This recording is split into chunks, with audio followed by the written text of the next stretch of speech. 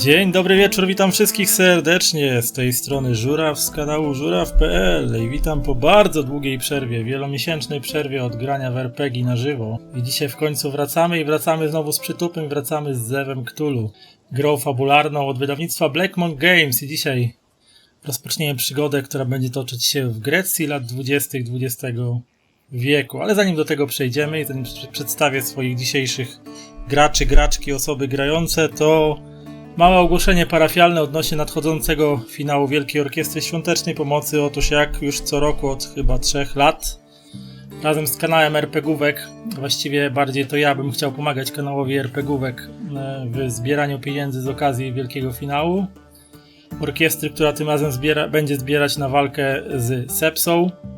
Więc gdyby ktoś chciał z was, drodzy widzowie, słuchacze, osoby oglądające, zagrać ze mną w RPG w dniach 27-28 stycznia nadchodzącego roku 2024, to zapraszam do kontaktowania się ze mną przez moje socjalki, czy przez Instagrama, czy przez Facebooka, czy przez Discorda.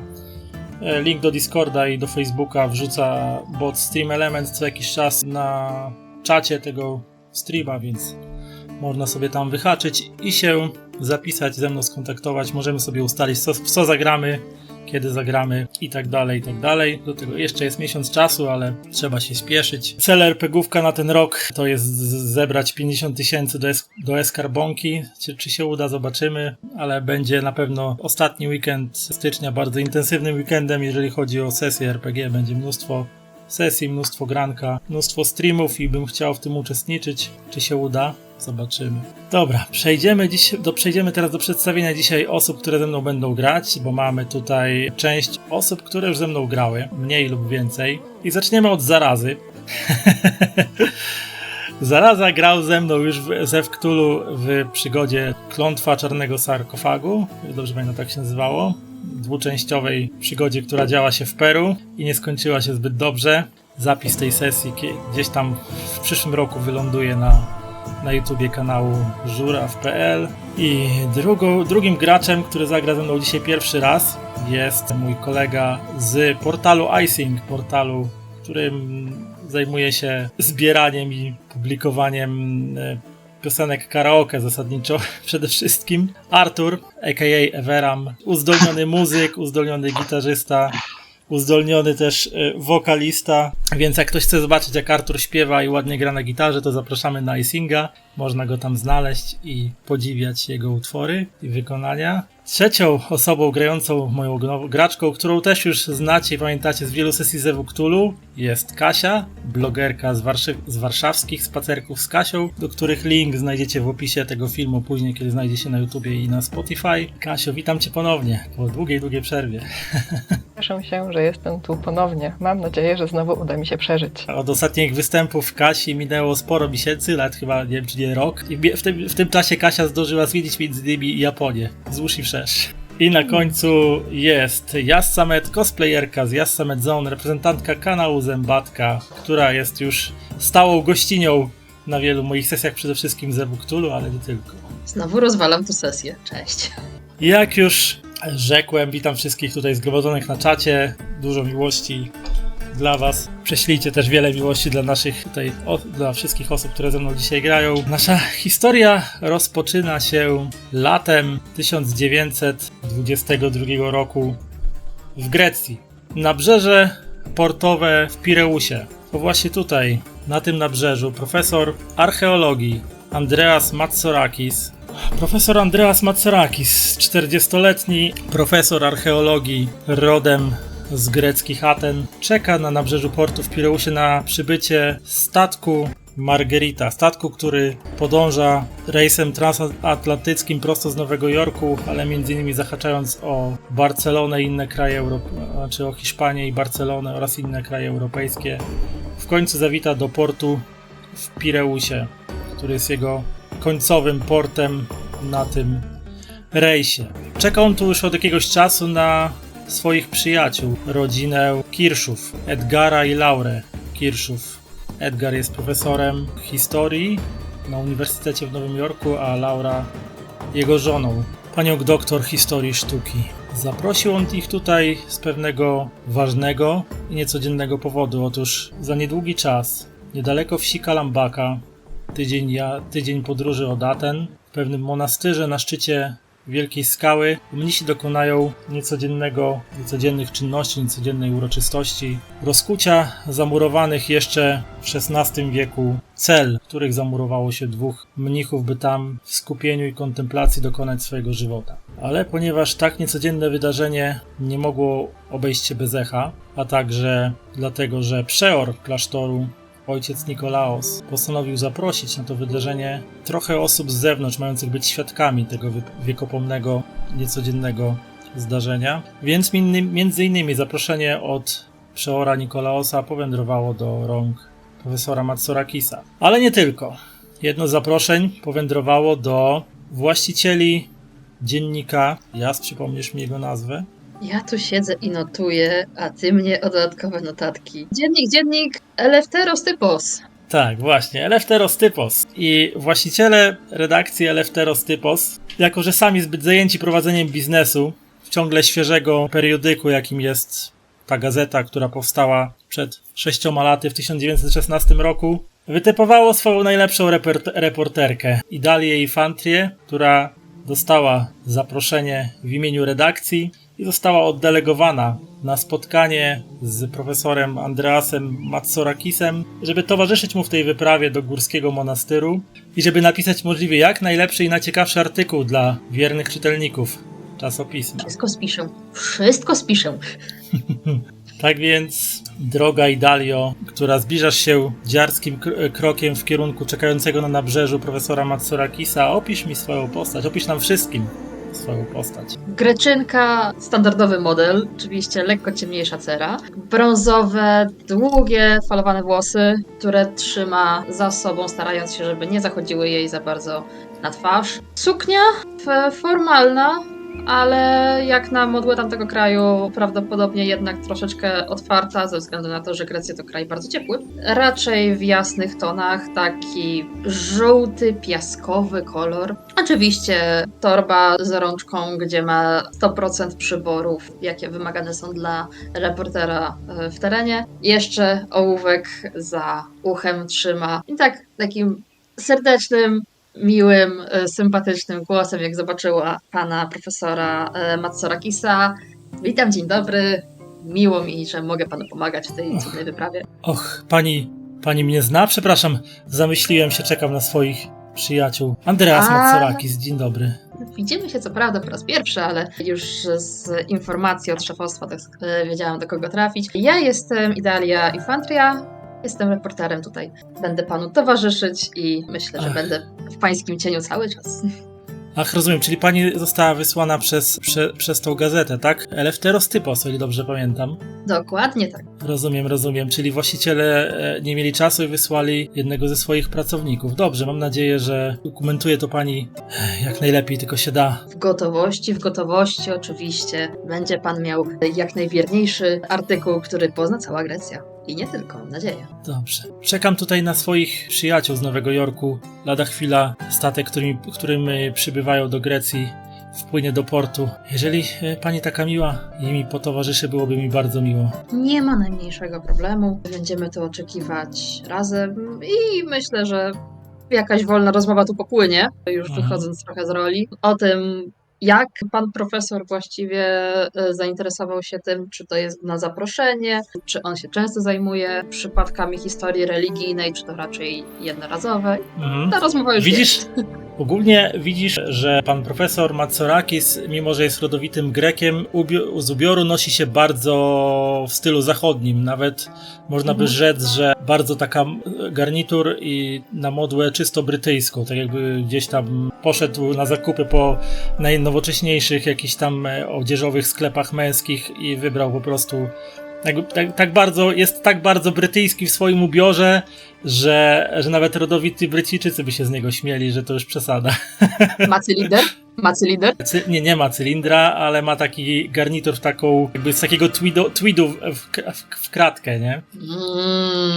Tak, rozumiem. Ale Mhm. ten temat akurat niech będzie na inną okazję. Poznajmy samego pana profesora, cóż będzie chciał o sobie opowiedzieć. Tak, natomiast w całej tej sytuacji od kilkunastu minut się profesorowi oraz tej całej rozmowie, którą odbył z Idalią, od kilkunastu minut przyglądają się czujne oczy. Czujne oczy mężczyzny, który nigdy nie wchodzi do żadnego miejsca bez planu i zawsze jest przygotowany na wszelkie okazje. Z racji zawodowej, jak i przeżytych doświadczeń. Branisławie, powiedz coś o sobie. Tak, ale Branisław trudno mu jest się ukryć ze względu na to, że jest dosyć dużej postury, ponad 1,90 m, dosyć przypakowany i dosyć szeroki, niezbyt ładny, łysy, z taką twarzą naznaczoną kilkoma bliznami, także niestety trudno mu się ukryć i schować gdzieś pomiędzy ludźmi. Natomiast z bardzo mądrymi i takimi przenikliwymi oczami, które monitorują i przenikają otoczenie, starając się zapamiętać każdy najdrobniejszy szczegół, który się gdzieś tam wydarza w okolicy. W tej sytuacji w ogóle Branisław jest ubrany również na jasno, w lniane spodnie, biały podkoszulek i lnianą taką a la marynarkę i posiada taki bagaż w postaci takiego małego worka, który zarzucił sobie na plecy. Chociaż zważywszy na to, co ma w środku, to nie wiem, czy ten worek taki mały. No, proporcjonalnie do jego postury jest dosyć mały. Mimo wszystko, Branisław w tej sytuacji raczej nie kryje się ze swoją osobą, tylko dziarskim krokiem podchodzi do profesora Mazorakisa. Jeszcze zanim podejdziesz, to dla jakby dopełnienia tej całej sytuacji w dłoni trzymasz już troszkę przymięty list podrobiony list, który zaadresowany jest do profesora Mazorakisa, ale spisany miałby być przez niejakiego Michajlo Waltrowicia, profesora z Uniwersytetu w Zagrzebiu, profesor archeologii, który miał wyznaczyć jednego ze swoich asystentów, ponieważ nie mógł sam stawić się przy profesorze Mazorakisie i odbyć z nim tej podróży do klasztoru, więc wyznaczył jednego ze swoich asystentów, doktorantów na ten wyjazd, żeby nabył trochę doświadczenia z dziedziny archeologii i zobaczył, jak wyglądają takie sytuacje na żywca, z tym, że korzystając ze swoich niecodziennych umiejętności przechwyciłeś tą korespondencję i po prostu zmieniłeś tam nazwisko asystenta na swoje i dzisiaj Branisław... Możesz tylko powtórzyć imię, nazwisko tego profesora z uniwersytetu? I już ci zaraz wkleję na czacie. Michajlo Waltrowicz. Generalnie jakbyście potrzebowali, to na kanale Monastyru ja już twardo notuję wszystkie nazwiska, które padają. Czyli robię to bez potrzeby, skoro tam wszystko jest. Ale możesz to świetnie. robić we dwóch, a potem i tak sprawdzimy, kto z nas miał lepszą pisownię. A dokładnie, to jest dobry pomysł. Ja, czyli Branisław, podchodzi dziarskim krokiem do stojącego na przystani Mazorakisa. On tak spogląda się na ciebie. Widzisz, że jego brwi marszczą się w takim odruchu zdziwienia, z takiego lekkiego przestrachu, bo nie wyglądasz na, tak jak ktoś cię nie zna, to nie wyglądasz na osobę, którą by się ktoś chciał spotkać, czy w ciemnym, czy w jasnym zaułku samotnie, więc tak się popatrzył na ciebie, tak się dygnął lekko i tak... Panie profesorze Mazorakis, Dzień dobry. proszę się nie obawiać. Proszę się nie obawiać. Nazywam się Branisław Brozowicz. Jestem doktorantem Uniwersytetu w Zagrzebiu i wyciągam list, podaję Mazorakisowi. Doktorantem? Tak się spojrzał na ciebie tak dziwnie, jakby w jego oczach widzisz takie nieme stwierdzenie, zupełnie nie wyglądasz na doktoranta. I tak lekko widzisz drżącymi, odstawia swoją teczkę na ziemię, którą trzymał w dłoniach, bo tak lekko drżącymi palcami otwiera ten list, zaczyna tam czytać. Ach, to pan jest A którego roku pan jest doktorantem, jeżeli mogę zapytać? Proszę panią, to był rok 1911.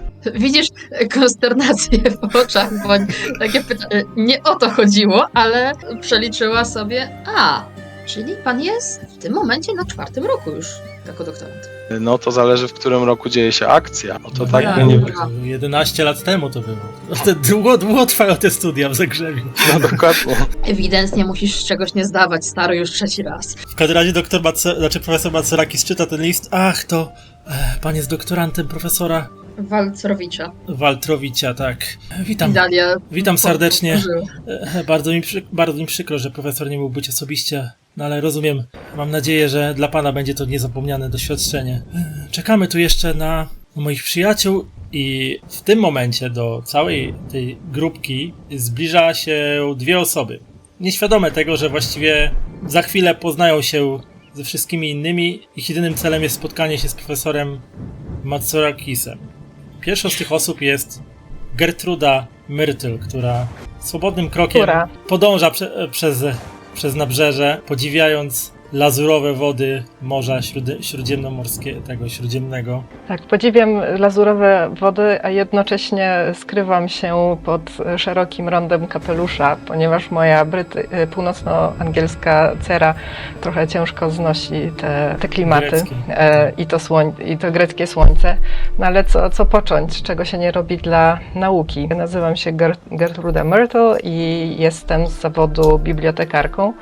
Pochodzę z północnej Anglii. Ja w jakimś momencie zaczęłam pracować w British Museum, gdzie najpierw zainteresowałam się starożytnym Egiptem. To zainteresowanie w pewnym momencie zawiodło mnie aż do Egiptu, gdzie uczestniczyłam w pewnej fascynującej i strasznej zarazem przygodzie, która otworzyła mój umysł na zupełnie nowe wymiary tej rzeczywistości. Także poszerzyła moje zainteresowania. Od tamtej pory zaczęłam badać nie tylko starożytny Egipt, ale ogólnie kraje basenu śródziemnomorskiego. I w ostatnich latach moim zainteresowaniem stało się właśnie Grecja, zarówno starożytna, jak i bardziej współczesna, czy bardziej nowożytna. Interesuje mnie też, w jaki sposób wczesne chrześcijaństwo i średnie chrześcijaństwo tutaj łączyło się z dawnymi wierzeniami. W związku z tym w sumie już od paru miesięcy przebywam w Atenach i znoszę to palące słońce. Tutaj w tutejszych bibliotekach zgłębiam materiały. I tutaj też w ten sposób poznałam się z profesorem Matsorakisem, dzięki którego rekomendacji też udało mi się znaleźć w gronie zaproszonych na to doniosłe wydarzenie. I cóż poza tym, bardzo się cieszę na tę możliwość, że mogę tutaj być. Też mam nadzieję, że zdrowie mi pozwoli, bo już mam te 49 lat i moje rude włosy już powoli zaczynają siwieć i zobaczymy, czy takie wysokogórskie wspinaczki i ekscytujące wydarzenia, jak to będę znosić, ale bardzo się ekscytuję, bardzo się już nie mogę doczekać. Tak więc podchodzę, na pewno witam się najpierw z profesorem Matsorakisem. Dzień dobry. Czyżby to była kolejna osoba, która razem ze mną uda się do monastyru? Robi się tutaj naprawdę licznie. Dzień dobry. Andreas Matsorakis, gdzie moje maniery? Gertruda Myrtle, my się znamy, ale nie znam się jeszcze tutaj z pozostałymi osobami. Jak na razie... Mam przyjemność. I Dalia Iwandis, reporterka naszej lokalnej gazety. Miło mi serdecznie. Słyszę brytyjski akcent, więc spodziewam się, że jest pani z zagranicy. Tak jest, zgadza się. Jestem z Anglii, chociaż już od wielu miesięcy mieszkam tutaj w Grecji.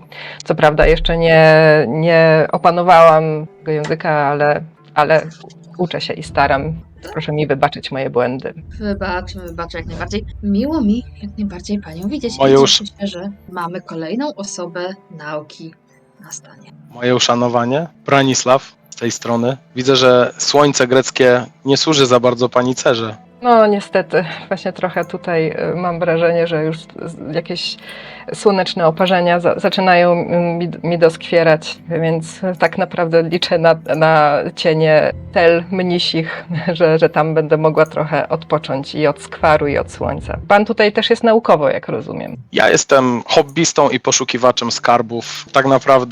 Tak naprawdę z miłości do pracy i twórczości profesora jestem tutaj, aby spotkać się i poznać tego wspaniałego człowieka. Zupełnie rozumiem. Doskonale.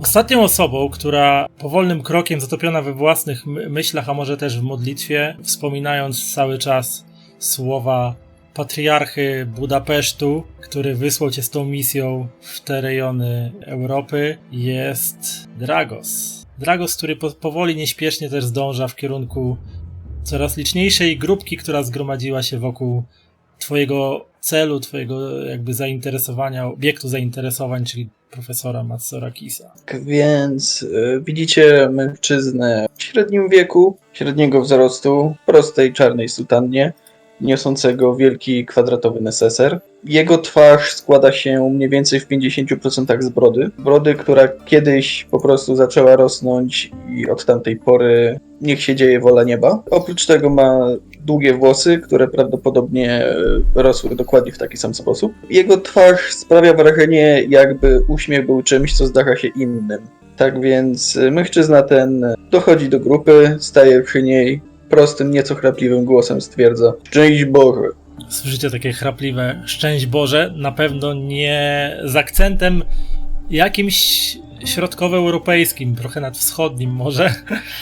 Ewidentnie ani nie greckim, ani nie żadnym z takim, z którym byście byli osłuchani na co dzień. No może jeszcze Branisław prędzej może poznać po akcencie, skąd pochodzi jegomość, który właśnie przyszedł, bo powiedzmy kraje są po sąsiedzku ze sobą.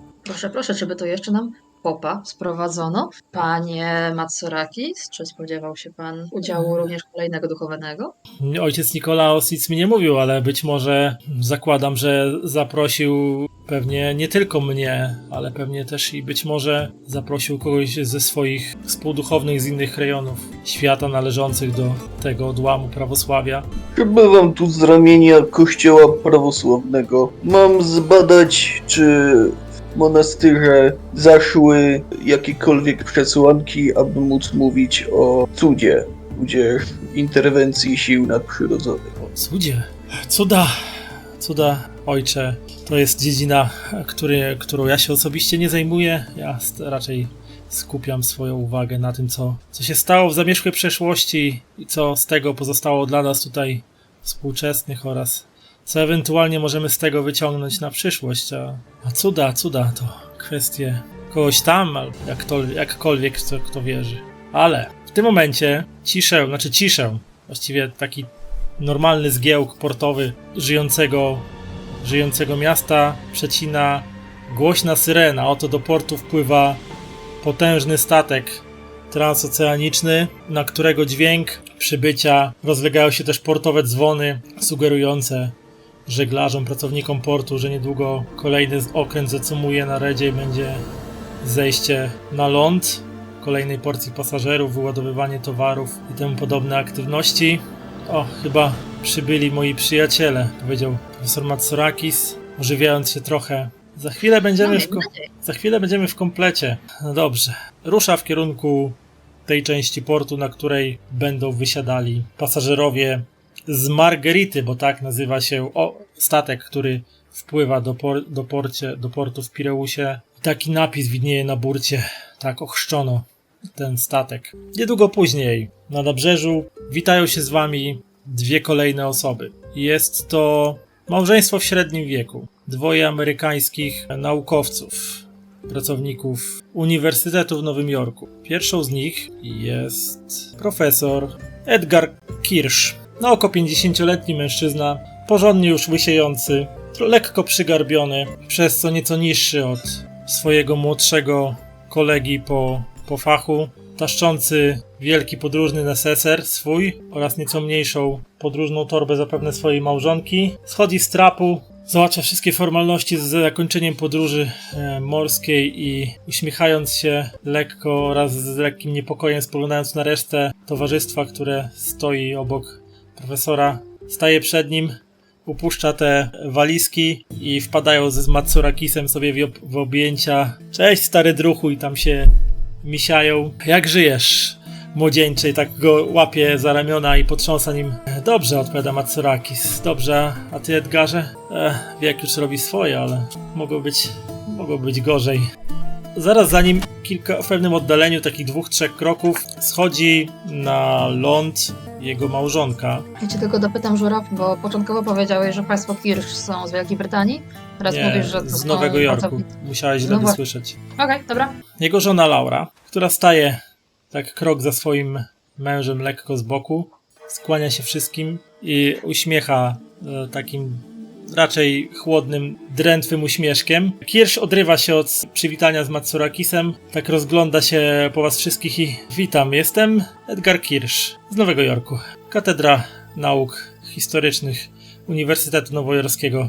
I tak podchodzi, a to moja żona Laura. Lauro, przywitaj się z państwem i sam podchodzi po kolei, oczywiście w pierwszej kolejności do Branisława, potem do Dragosa, do którego tak wyciąga rękę, ale tak niepewny, czy właściwie powinien się z duchownym prawosławnym witać, czy nie witać. Później przychodzi do Gertrudy i na końcu do Idalii.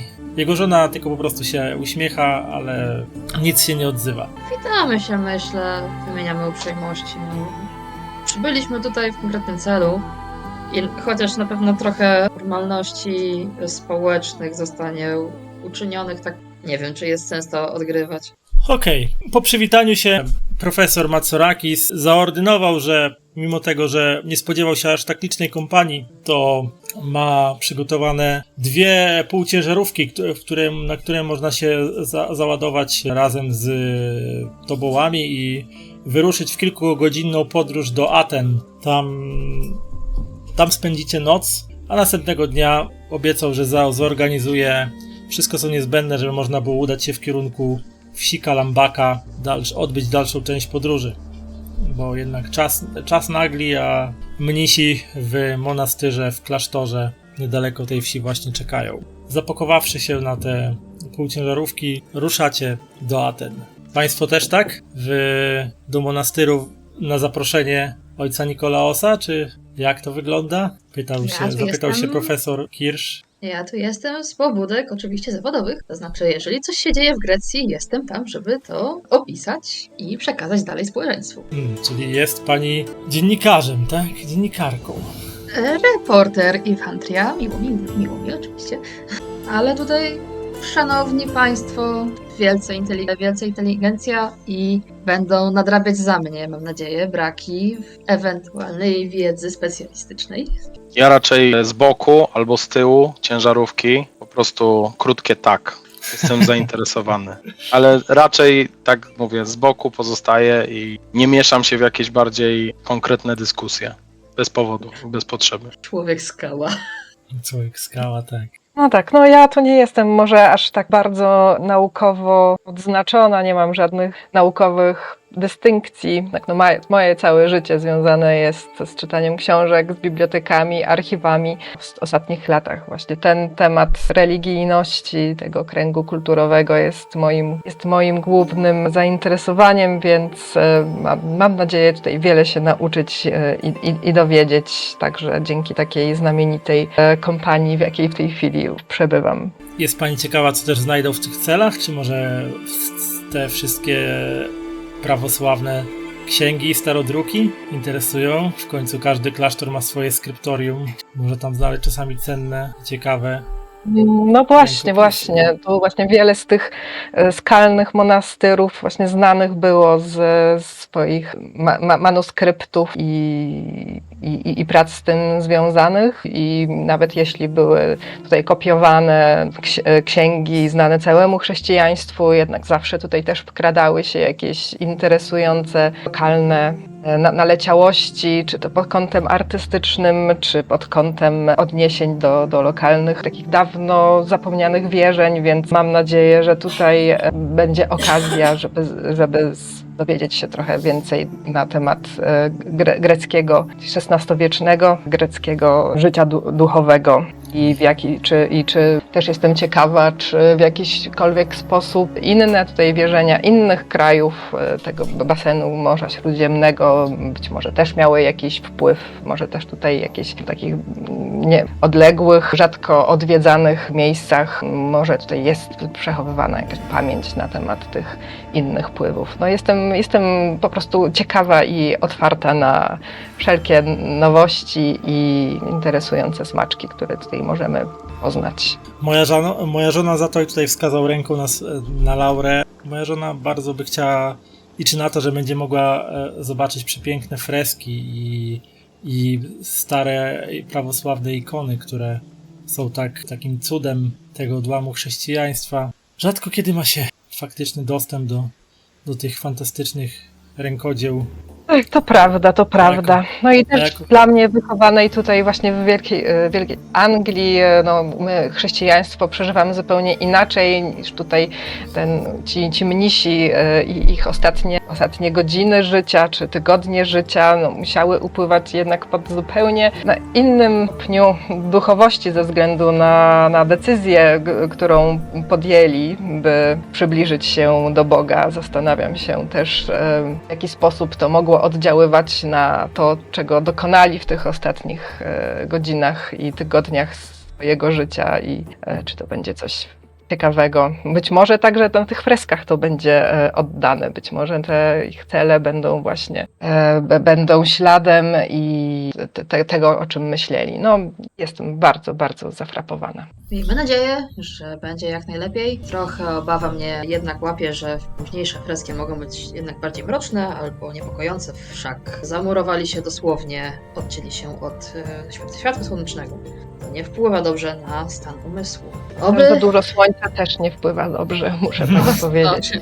To oczywiście. Oby łaska Boża zaświeciła nad nimi i prowadziła ich aż do samego końca w jak najlepszym zdrowiu. A propos światła słonecznego i klasztorów, odezwał się profesor Matsorakis. Ciekawostka, czy wiedzą w ogóle Państwo, dlaczego w Grecji tak wiele klasztorów budowano na szczytach skalnych wzniesień? Tak wiele monastyrów zostało zbudowanych w tak niedostępnych miejscach? Z czego to wynika? Czy mnisi tak bardzo chcieli żyć w odosobnieniu, czy też po prostu miało to jakieś inne, dodatkowe znaczenie? Jak Państwo myślicie? Wiesz co, ja ci tak z marszu tutaj nie zarolplayuję tego, ale mogę zobaczyć, czy Idalia czytała jakiś artykuł ostatnio w tym, więc jeżeli pozwolisz rzucić. To rzuć, tylko na co chcesz rzucić? Nie wiem, na historię? Dobra, rzucaj. Cokolwiek? Zwykły test, czy jakiś łatwiej? Zwykły. Nope. Tego nie znalazła, ewidentnie. Nie przypominasz sobie dlaczego. Matsurakis tak jeszcze chwilę pycającym wzrokiem wodzi po waszych twarzach, kiedy no clue, że tak powiem, nie widzi żadnych domysłów po waszej strony. Otóż greckie klasztory budowane były przede wszystkim w tak niedostępnych miejscach ze względów bezpieczeństwa. Otóż nasze ziemie wielokrotnie były najeżdżane chociażby przez Turków osmańskich, a ci zwykle niszczyli wszelkie przejawy religii chrześcijańskiej, dewastowali przepiękne dzieła sztuki, a jak sam wspominałeś, profesorze Kirsch, w wielu z tych klasztorach, w wielu z tych monastyrach znajdowały się przepiękne freski, przepiękne rzeźby, przepiękne ikony, tak bardzo niepospolite, tak bardzo indywidualne często. Dzieła sztuki, że niepowtarzalne, że każda strata spowodowana działaniami wojennymi, każde zniszczenie, każda kradzież bądź dewastacja sprawiały bolesny cios dla nas wszystkich, dla wieków potomnych. I dlatego też wiele z tych klasztorów znalazło się w niedostępnych miejscach po to, żeby móc przetrwać oblężenia, ataki. A rzeczą drugorzędną były to, że mnisi z tego odłamu chrześcijaństwa tutaj znacząco popatrzył się na Dragosa, że oni lubią spokój i miejsce i czas na kontemplację. Prawda, panie? Nie wiem, czy ty się przedstawiałeś, czy nie? Prawda. Widzę, że równie rozmowny jak pan Branisław. Ja chciałem zaznaczyć, że jakby Branisław ma świadomość tego, dlaczego klasztory były w ten sposób budowane, ale też nie chce się tym dzielić. Częściowo w milczeniu, częściowo na jakichś mniej lub bardziej błahych rozmowach, pogaduchach. Kilkugodzinna męcząca podróż do Aten w końcu się zakończyła. Zameldowaliście się w małym hoteliku o wdzięcznie brzmiącej nazwie Akropolos, gdzie sobie tam wynajęliście jakieś pokoje. Matsorakis zaproponował, żeby wszyscy zjedli wspólnie kolację, ale pozostawił to pod wasze jakby rozważenie, czy macie na to ochotę. Powiedział, że... Ja tylko napomnę, że w Grecji jest to bardzo mile widziane, aby całe towarzystwo razem biesiadowało. Tak, że będzie mu bardzo miło, jeżeli będziecie towarzyszyć mu na kolacji, a na co oczywiście chęć wyraziło małżeństwo Kirsch, ponieważ ewidentnie ta trójka się zna i to od dosyć dawna, mimo że Matsorakis mieszka w Atenach na co dzień, a państwo Kirsch w Nowym Jorku. Natomiast dnia jutrzejszego zaplanowane jest to, że kto będzie chciał, będzie mógł sobie swobodnie zwiedzać Ateny, a Matsorakis powiedział, że będzie organizował środki transportu, którymi udacie się w kierunku wsi Kalambaka, ponieważ ona jest położona w tak już niedostępnym miejscu w górach, że tradycyjne środki transportu pokroju wozów czy automobili nie są w stanie tam dojechać. No i udał się, żeby się odświeżyć do swojego pokoju i ewentualnie spotykacie się wieczorem na kolację.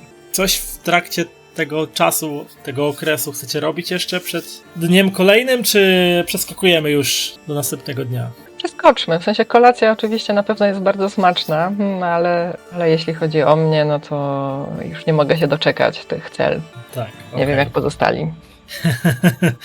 No na pewno Dragosz na pewno też nie może się doczekać cel w klasztorze. Przeskakujemy do dnia następnego, wypoczęci, odświeżeni, witacie kolejny dzień greckiego słonecznego lata, prosto w Atenach, śniadanie składające się z lekkich owoców, oliwek, ewentualnie dodatku jakiegoś tam sera, owoców morza, jak ktoś chce.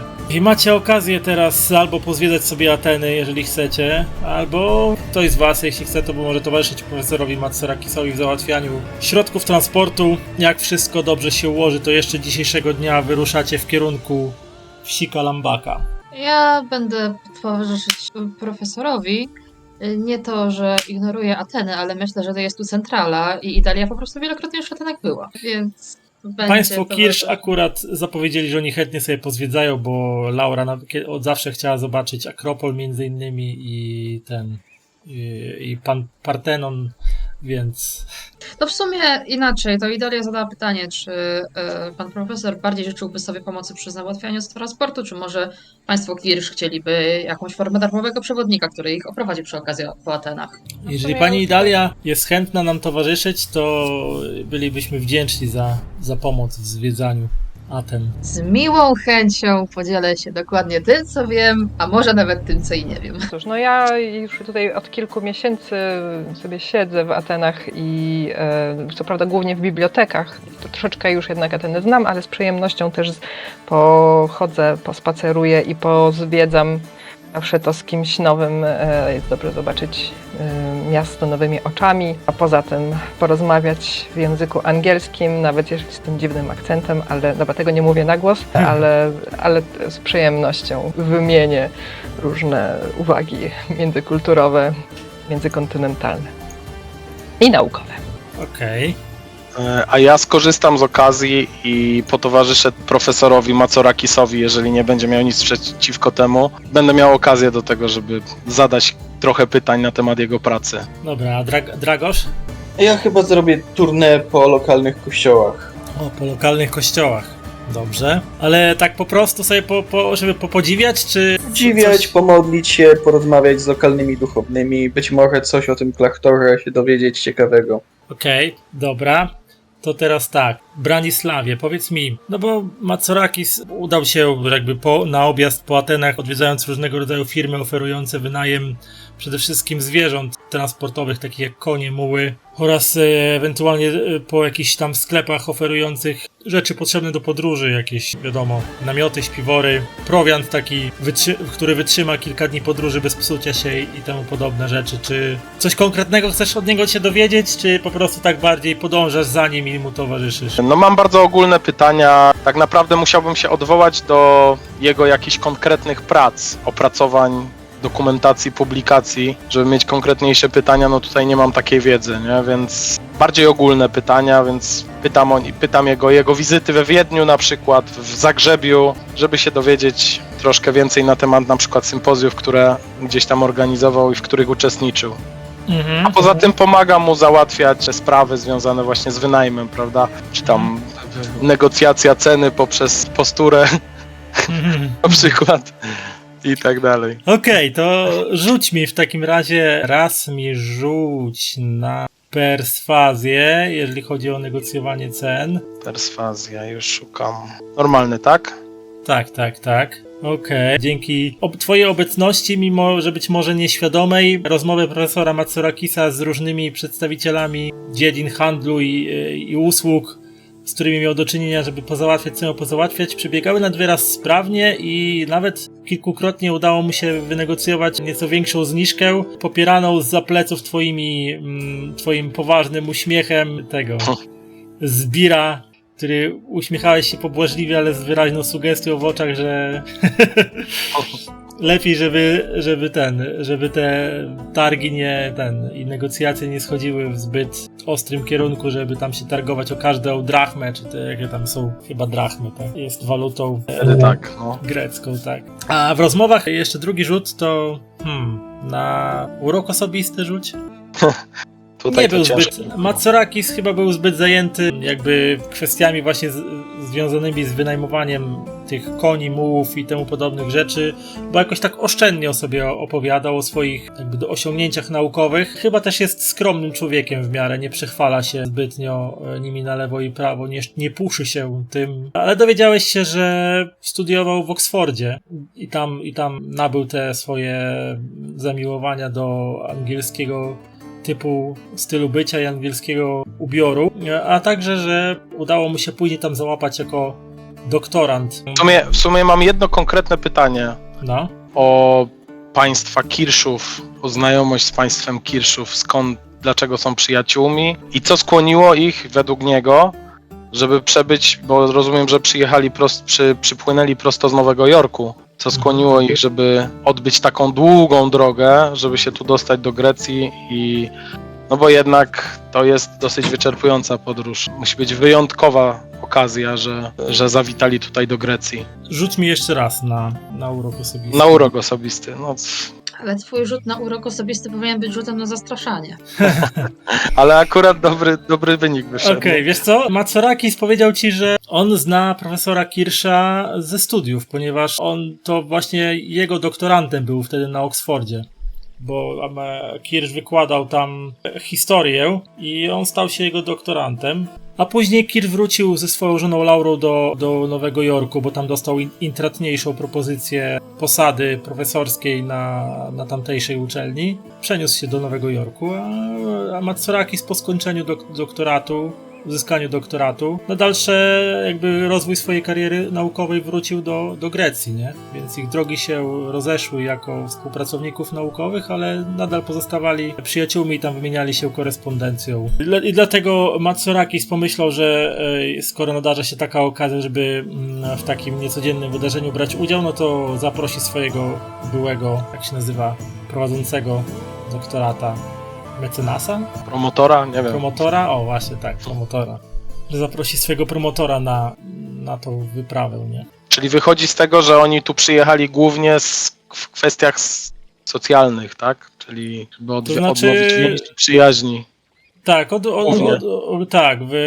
Przynajmniej z tego, co mówi Matsorakis, wynika, że profesor przyjeżdża przede wszystkim dla niego, ale też jakby samo to wydarzenie, które ma się odbyć w monastyrze, jest też dla nich bardzo ciekawe, no bo on jest profesorem historii, a jego żona jest doktorem historii sztuki, więc też jakby dla nich to też jest jakieś doświadczenie, takie też niecodzienne, nie? Żeby obcować z tego typu zdarzeniami na żywo, nie tylko czytając w jakichś opracowaniach naukowych. Może być to też materiał do jakiejś książki albo do jakiejś monografii. Okej, póki co mi się więcej pytań konkretnych na myśl nie nasuwa, więc sobie podróżujemy i ale blokujemy. dzięki twojej pomocy Matsorakisowi uda się to załatwić wszystko znacznie szybciej niż myślał sam. Dlatego, gdy tylko jakby się zgrupujecie z powrotem, będziecie mogli już jeszcze tego samego dnia wyruszać w kierunku wsi Kalambaka. Gertrudo, Idalio i państwo Kirsz. Jak tam wygląda wasza wyprawa po Atenach? Wiesz co, przede wszystkim pilnujemy, co by się państwo Amerykanie nie przegrzali w tym słońcu, bo na pewno są nieprzyzwyczajeni. I Gertruda, nie? Po takich bardziej, wiesz co, znanych miejscach, opowiadając pokrótce, co to za miejsce, jaką ma historię, albo co się tutaj zazwyczaj odbywa. Czy to jakiś plac, czy jakiś właśnie zabytkowy kościół, czy pozostałości po czasach starożytnych. Także dużą wagę przykładam do tego, aby się dobrze bawili. Oczywiście, jeżeli mają pytania. To jest dużo kotów, wygrzewają się na kamieniach. Tak, jest to jest bardzo dużo kotów i pilnuję właśnie, żeby wycieczka nie zeszła na głaskanie kotów, które są wszędzie.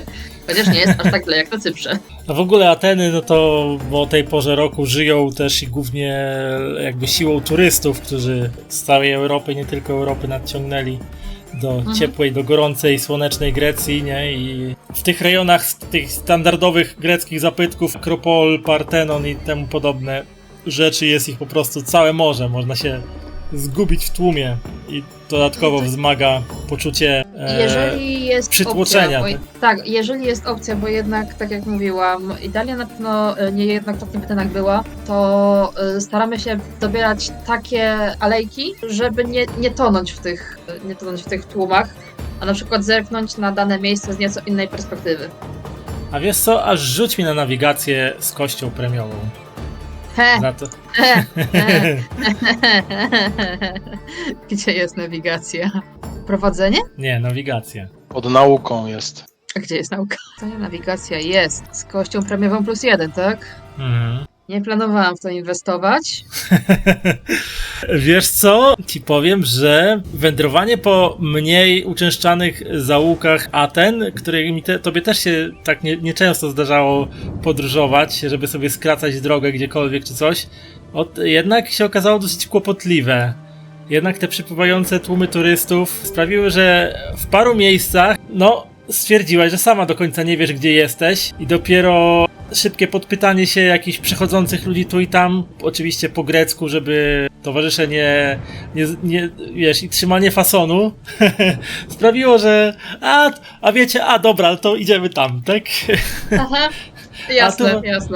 A że przypadkiem przychodziłaś koło niewielkiego gaju oliwnego, no to stwierdziłaś, że wiecie, bo tu chciałam wam pokazać taki piękny gaik oliwny, coś tam, nie? I jakoś z tego wybrnęłaś, że mimo tego, że kilkukrotnie zdarzyło ci się zboczyć z trasy, to uznałaś, że to miały być te właśnie atrakcje turystyczne. Dokładnie tutaj mieliśmy przyjść, tak.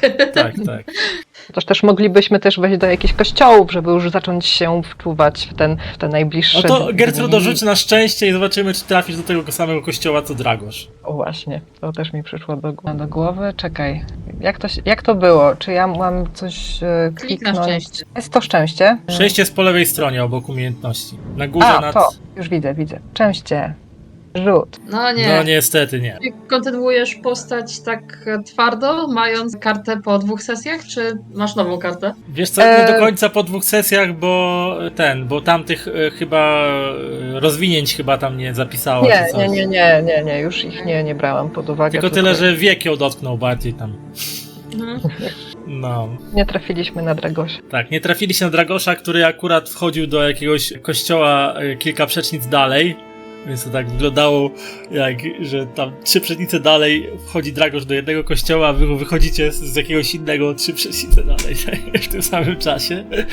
Ale nie Wchodzimy i trafiliście. wychodzimy z tego samego w tym samym momencie. Oprócz modlitw i podziwiania kunsztu sakralnego Dragoszu, co chciałeś jeszcze tam się dowiedzieć od duchownych? No, czegokolwiek o tym klasztorze. Przede wszystkim chodzi o to, czy... No bo powiedzmy sobie szczerze, nie codziennie ktoś muruje się w swojej celi, więc on stara się dowiedzieć, czy to był przypływ szaleństwa, czy jakaś boska... Brakuje mi słowa. Interwencja? Nie. Natchnienie boskie, coś takiego. Jakie jest zdanie tutejszych duchownych na ten temat? Okej, dobra, to rzuć mi albo na historię, nie na historię, sorry. Na jakąś umiejętność społeczną. Co proponujesz? Perswazja? Dobrze, nie będzie perswazja, tylko to będzie trudny test. Ojej. Stary ksiądz i perswazja. Chyba nie Stary wyszło. ksiądz i perswazja, tak. Chyba nie wyszło. Wiesz co? Spotkałeś się z niezbyt ciepłym przyjęciem. Stwierdzili ci duchowni tutaj znajdujący się akurat w tym jednym przybytku, że twój obcy akcent, troszkę szorstkie zachowanie nie odebrali tego w jakiś miły sposób i też potraktowali cię bardzo, bardzo chłodno. Nie mam pojęcia, jak są te prawosławne stopnie tam nad popem w hierarchii kościelnej. Powiedzmy, że taki prawosławny odpowiednik proboszcza po prostu bardzo krótki, zdawkowy i chłodny sposób. Oczywiście przywitał cię zgodnie z nakazami savoir-vivre kościelnego i nie potraktował cię w jakiś taki sposób bardzo, wiesz, nie, że tam wyklął, stwierdził, że nie ma czasu i tak dalej, ale nic się nie dowiedziałeś sensownego. Bardzo chłodny Rozumiem. sposób. Zostałeś potraktowany, ogólnikowe, wiesz, odpowiedzi wymijające, trochę takie traktowanie jakby, wiesz, był piątym kołem u wozu, że po co tu przyszedłeś, jakieś podejrzliwe, być może, nie wiem, myśleli, że zostałeś nasłany przez patriarchę jako, wiesz, jakiś tam taki, że audyt prowadzisz, tak, kościelny. Potem doniesiesz, że na przykład za mało oddają pieniędzy tam wyżej, nie? Jakbyś potrzebował, z tego co widzę, biskup i arcybiskup to również są funkcje, które występują w prawosławnym kościele. A hej, że tam doniesiesz do biskupa, że nie oddają należnych tych datków odwiernych w takiej sumie, w jakiej powinni, albo coś, nie? No trudno, bywa. To przynajmniej się pomodlił i pooglądał ikony. Gdzieś tam w porze poobiadowej, kiedy jeszcze przy okazji zahaczyliście sobie o jakieś tam knajpki, kto chciał, i zjedliście sobie ateńskie typowe dania obiadowe, spotykacie się znowu przed hotelem Akropolos i profesor Matsorakis w towarzystwie Branisława przyprowadzają dla wszystkich konie oraz muły, które będą służyły wam transport, którym udacie się do wsi Kalambaka. Do tego od razu mają przytroczone toboły tam z namiotami, śpiworami, prowiantem, temu wszystkim potrzebnymi rzeczami. I że udało się to dzięki Branisławowi zorganizować w miarę szybko, to wyruszacie w kierunku Kalambaki jeszcze tego samego dnia. Podróż do Kalambaki jest dosyć znojna, ponieważ musicie opuścić cywilizowane tereny w miarę jak na Grecję nizinne i udać się bardziej w góry. Jak już wam wspominałem, jak wspominał też wam profesor Matsorakis, podróż będzie trwała konno około tygodnia czasu. Zapuszczacie się w coraz bardziej niegościnne, coraz bardziej strome, górzyste tereny i bardzo szybko orientujecie się, że faktycznie aktualny stan techniczny automobili czy jakichkolwiek jakby pojazdów, półciężarówek nie byłby w stanie pokonać tak nierównych, wąskich i stromych ścieżek, jakimi musieliście się nieraz przedzierać w głąb lądu. Około tygodnia później pierwsze oznaki pojawiającej się cywilizacji pokazały się waszym oczom w postaci równo wypielęgnowanych niewielkich gajów oliwnych oraz zawierających drzewa pomarańczy. Oznaczało to, że zbliżacie się do celu waszej podróży. Wieś Kalambaka roztaczała się w niewielkiej dolince schodzącej z gór. Wieś to właściwie skupisko kilkunasto nędznie wyglądających parterowych domów otoczonych właśnie przez rozległe połacie oliwkowych sadów i pomarańczowych. Profesor Matsorakis wprowadza was na drogę wiodącą do największego z domostw. Jak gdyby wiedział już wcześniej, gdzie ma się udać. Zsiada z konia tuż przed wejściem na patio tego domu i kiedy już wstępuje na pierwsze stopnie wiodące w kierunku domu ze środka, z wnętrza wychodzi dosyć krępy, jowialny Grek, ewidentnie, który na jego widok uśmiecha się serdecznie, potem się tak wychyla za niego i spogląda się na was i mówi: Kalimera! Kalimera! Dzień dobry. Jestem Kostas Eladiopoulos. Witam serdecznie wszystkich. Witamy w Kalambace. On to wszystko oczywiście powiedział po grecku, więc ci, co mają grecki, to zrozumieli, a ci, co nie mają, to nie zrozumieli. Kalimera.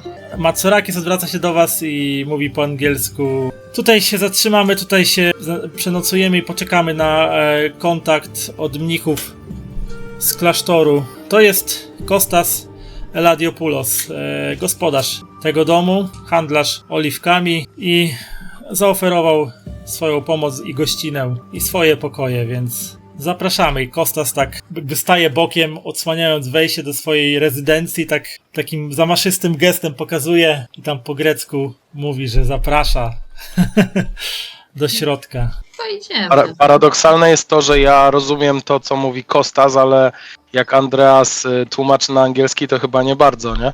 Ja też! Ja podobnie. No, ale ja mówię, że to wiecie, no, ten zwraca się bardziej do Gertrudy i do państwa Kirsch, nie? No Znaczy ja nie, jeszcze troszeczkę Edgar coś tam jakiś- po grecku jest, to coś tam chyba rozumie, ale... Ja trochę zdążyłam się nauczyć, no ale to takie bardzo podstawy, tylko jakieś dzień dobry, dziękuję. No to tam i wie. zamówić w restauracji coś, a... To zrozumiałeś, że Kalimera to dzień dobry po grecku, tak? Tak, zrozumiałam oczywiście. Wchodzimy, rozgaszczamy się.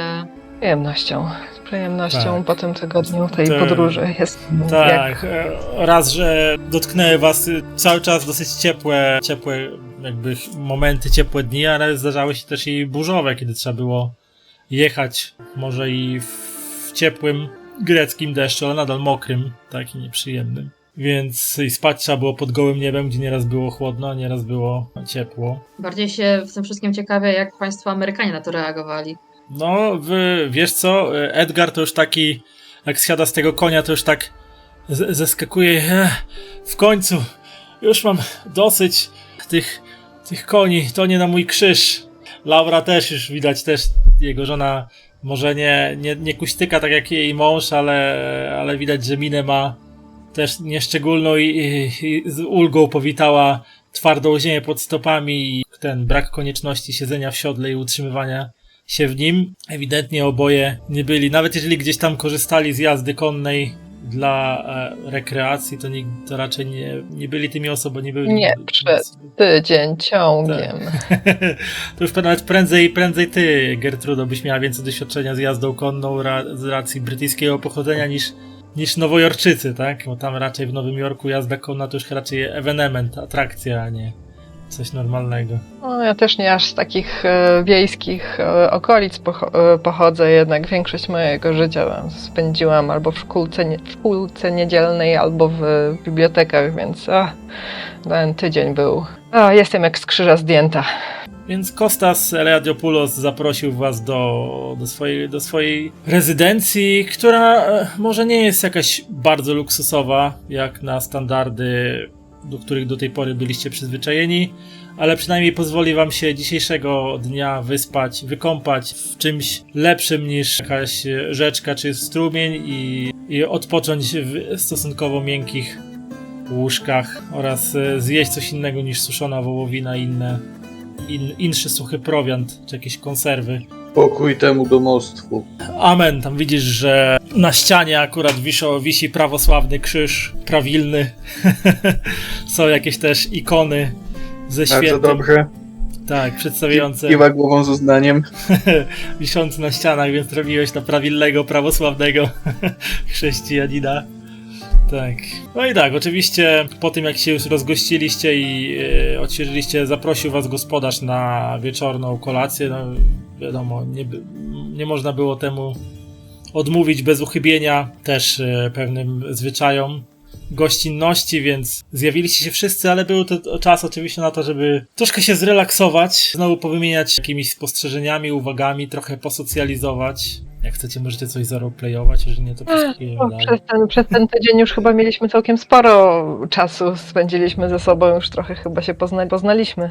No, Jak pewnie już tak. razem w strumyku się kąpaliśmy, Pewnie tak. to już Brudzio był. Idalia sortuje sobie wspomnienia, bo nawet z tej już z jazdy coś tam ponotowała, głównie o panu naukowcu i towarzyszących mu osobach, żeby mieć czym uzupełnić ten artykuł. No i tak jak najbardziej krąży gdzieś wokół, zasiądzie do kolacji z miłą chęcią, bo miło jest wreszcie chociażby napić się ciepłej herbaty, ale jakoś nie udziela się aż tak mocno.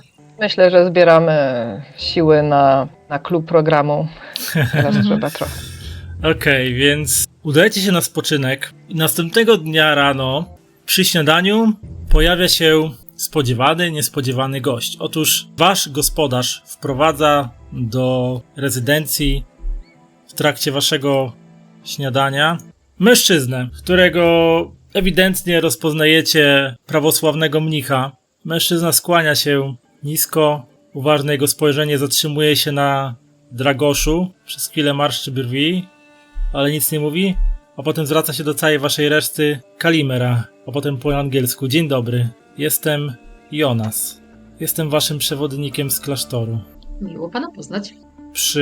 nie zasiada do stołu, tylko grzecznie sobie stoi tam gdzieś przy ścianie, złożywszy sobie ręce tak przed sobą na piersiach i tak przygląda się wam wszystkim, nic nie mówi, ale tak najczęściej jego spojrzenie ląduje na Dragoszu i mu się tak przygląda dosyć intensywnie.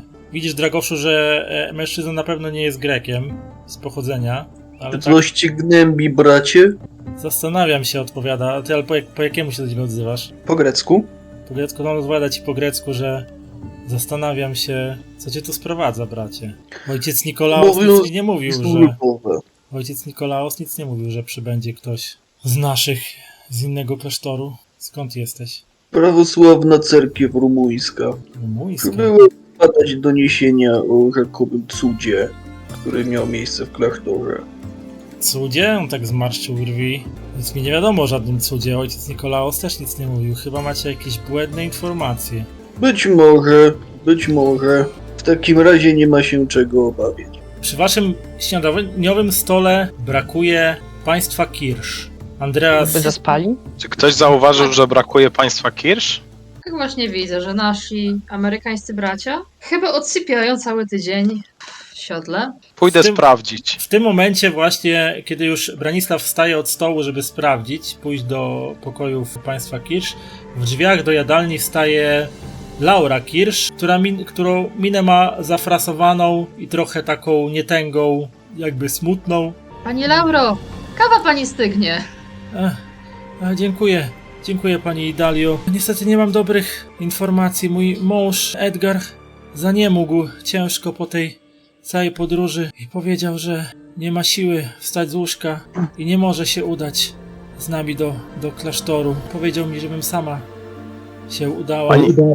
Pani pozwoli, że do niego pójdę i sprawdzę, co się dzieje. Ona tak skinęła głową, nie? I Co by to udar nie był? nie wiem, no, przegrał. gorączki nie ma, ale źle wygląda, blady jakiś. Może to górskie powietrze mu nie służy, a może ta podróż. Tak westchnęła cicho i tak usiadła przy stole i tam łyknęła kawy, wzięła jakiegoś tam, nie wiem, chleb czy cokolwiek było podane i tam, nie wiem, jakimś dżemem posmarowała i tak próbuje coś gryźć, ale i tak niemrawo idzie. Ja nawet nie zważając rusza na za nią. Dragomirem, jak coś. Także idzie Dragomir, a za nim idzie przecinek przy Dragomirze. Czekaj, bo to Branisław, a nie Dragomir. Branisław. No, więc ja nie zważając na to, co mówi, co robi Laura, daję się do pokoju, w którym przebywa jej mąż, tak? I pukam do drzwi. Pukasz i słyszysz takie kto tam? Branisław Brazowicz, czy mogę wejść? Przyjaciele, panie Edgarze. Chcemy No. zobaczyć, co się stało. Czy możemy pomóc? Proszę! Taki słaby, proszę. Słyszycie. Otwieramy drzwi. Wchodzimy No do pokoju. Widzicie, że Edgar leży w swoim łóżku, jeszcze w stroju jakby nocnym, w koszuli nocnej, cały czas ubrany, taki przykryty do połowy kołdrą, leży i tak widać, że jest blady i tak co jakiś czas tylko tak i spogląda się na was takim zmęczonym wzrokiem, smutnym. Panie Kirsz, co się dzieje? Panie Brazowicz, żebym to ja wiedział. Tylko czekaj, bo wy się potraficie dogadać w ogóle? A to jest dobre pytanie, bo chyba nie.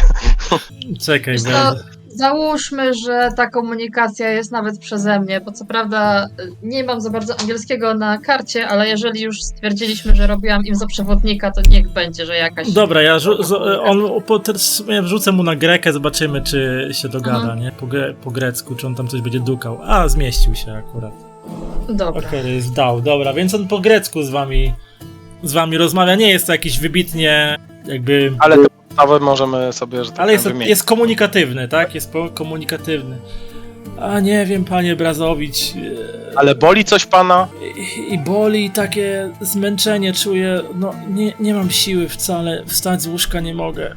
Nie wiem, co mi jest, ale nie dam rady pójść do tego klasztoru, a nie mogę też pozwolić, żebyście to przegapili, więc idźcie beze mnie. Laura pójdzie i za mnie to wszystko zobaczy, a potem mi opowie.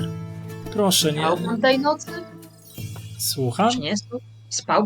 Spał pan tej nocy? Nie spał pan? Spałem, ale jakiś ten sen był taki męczący i śniły mi się jakieś rzeczy niedobre. Nie wiem, Mów, to się śniło, żona mówiła, że coś tam jęczałem w nocy i się wierciłem strasznie. Nie wiem, chyba ta cała podróż to już nie na moje lata. Czy coś pan spożywał przed pójściem spać? Jakieś napoje, płyny poza wodą? Nie no, to samo co i wy, no może o jeden kieliszek wina za dużo, ale czy to by wino mi zaszkodziło? No to chyba wszystkim by zaszkodziło, nie wiem. Panie Brazowicz, co ja mam panu powiedzieć? Niedobrze, O, niedobrze, Ja mam niedobrze. prośbę do pana i tak wyciągnął rękę w twoim kierunku. Panie Brazowicz, pan to na chłopa wielkiego wyglądasz. Jakby co, to się pan moją żoną zaopiekuj, żeby jej się tam żadna ewentualnie krzywda nie stała, a jak ja wydobrzeję, to się skontaktuję z klasztorem i do was dołączę. Panie Edgarze, niech pan się nie martwi. Pana żona będzie bezpieczna. Dziękuję ci.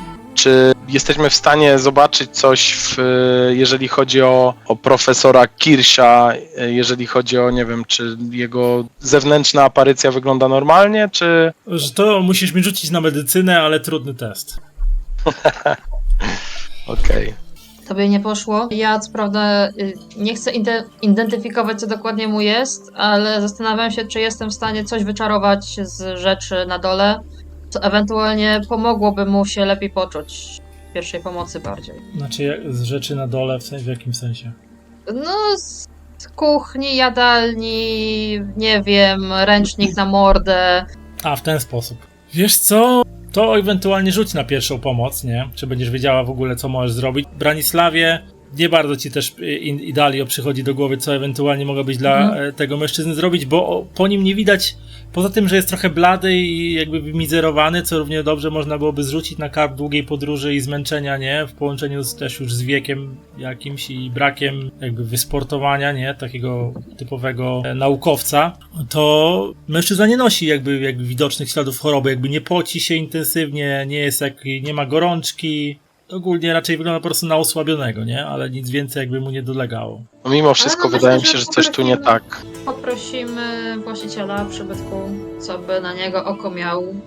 Może panu się polepszy czasem, to żeby do nas dołączył. Kostas Eliadopoulos obiecał, oczywiście z bardzo takim ekspresywnym sposób obiecał, zarzekał się, że dopilnuje do tego, żeby panu Edgarowi podczas waszej nieobecności nie stała się absolutnie żadna krzywda i dopilnuje, wezwie jakiegoś wioskowego, nie wiem, felczera tutejszego, który tam do niego zajrzy, ewentualnie zaaplikuje jakieś środki, medykamenty, które mają ewentualnie dostępne, żeby mu tam, nie wiem, aspirynę podadzą, czy cokolwiek, żeby mu Jasne. ewentualnie pomogło.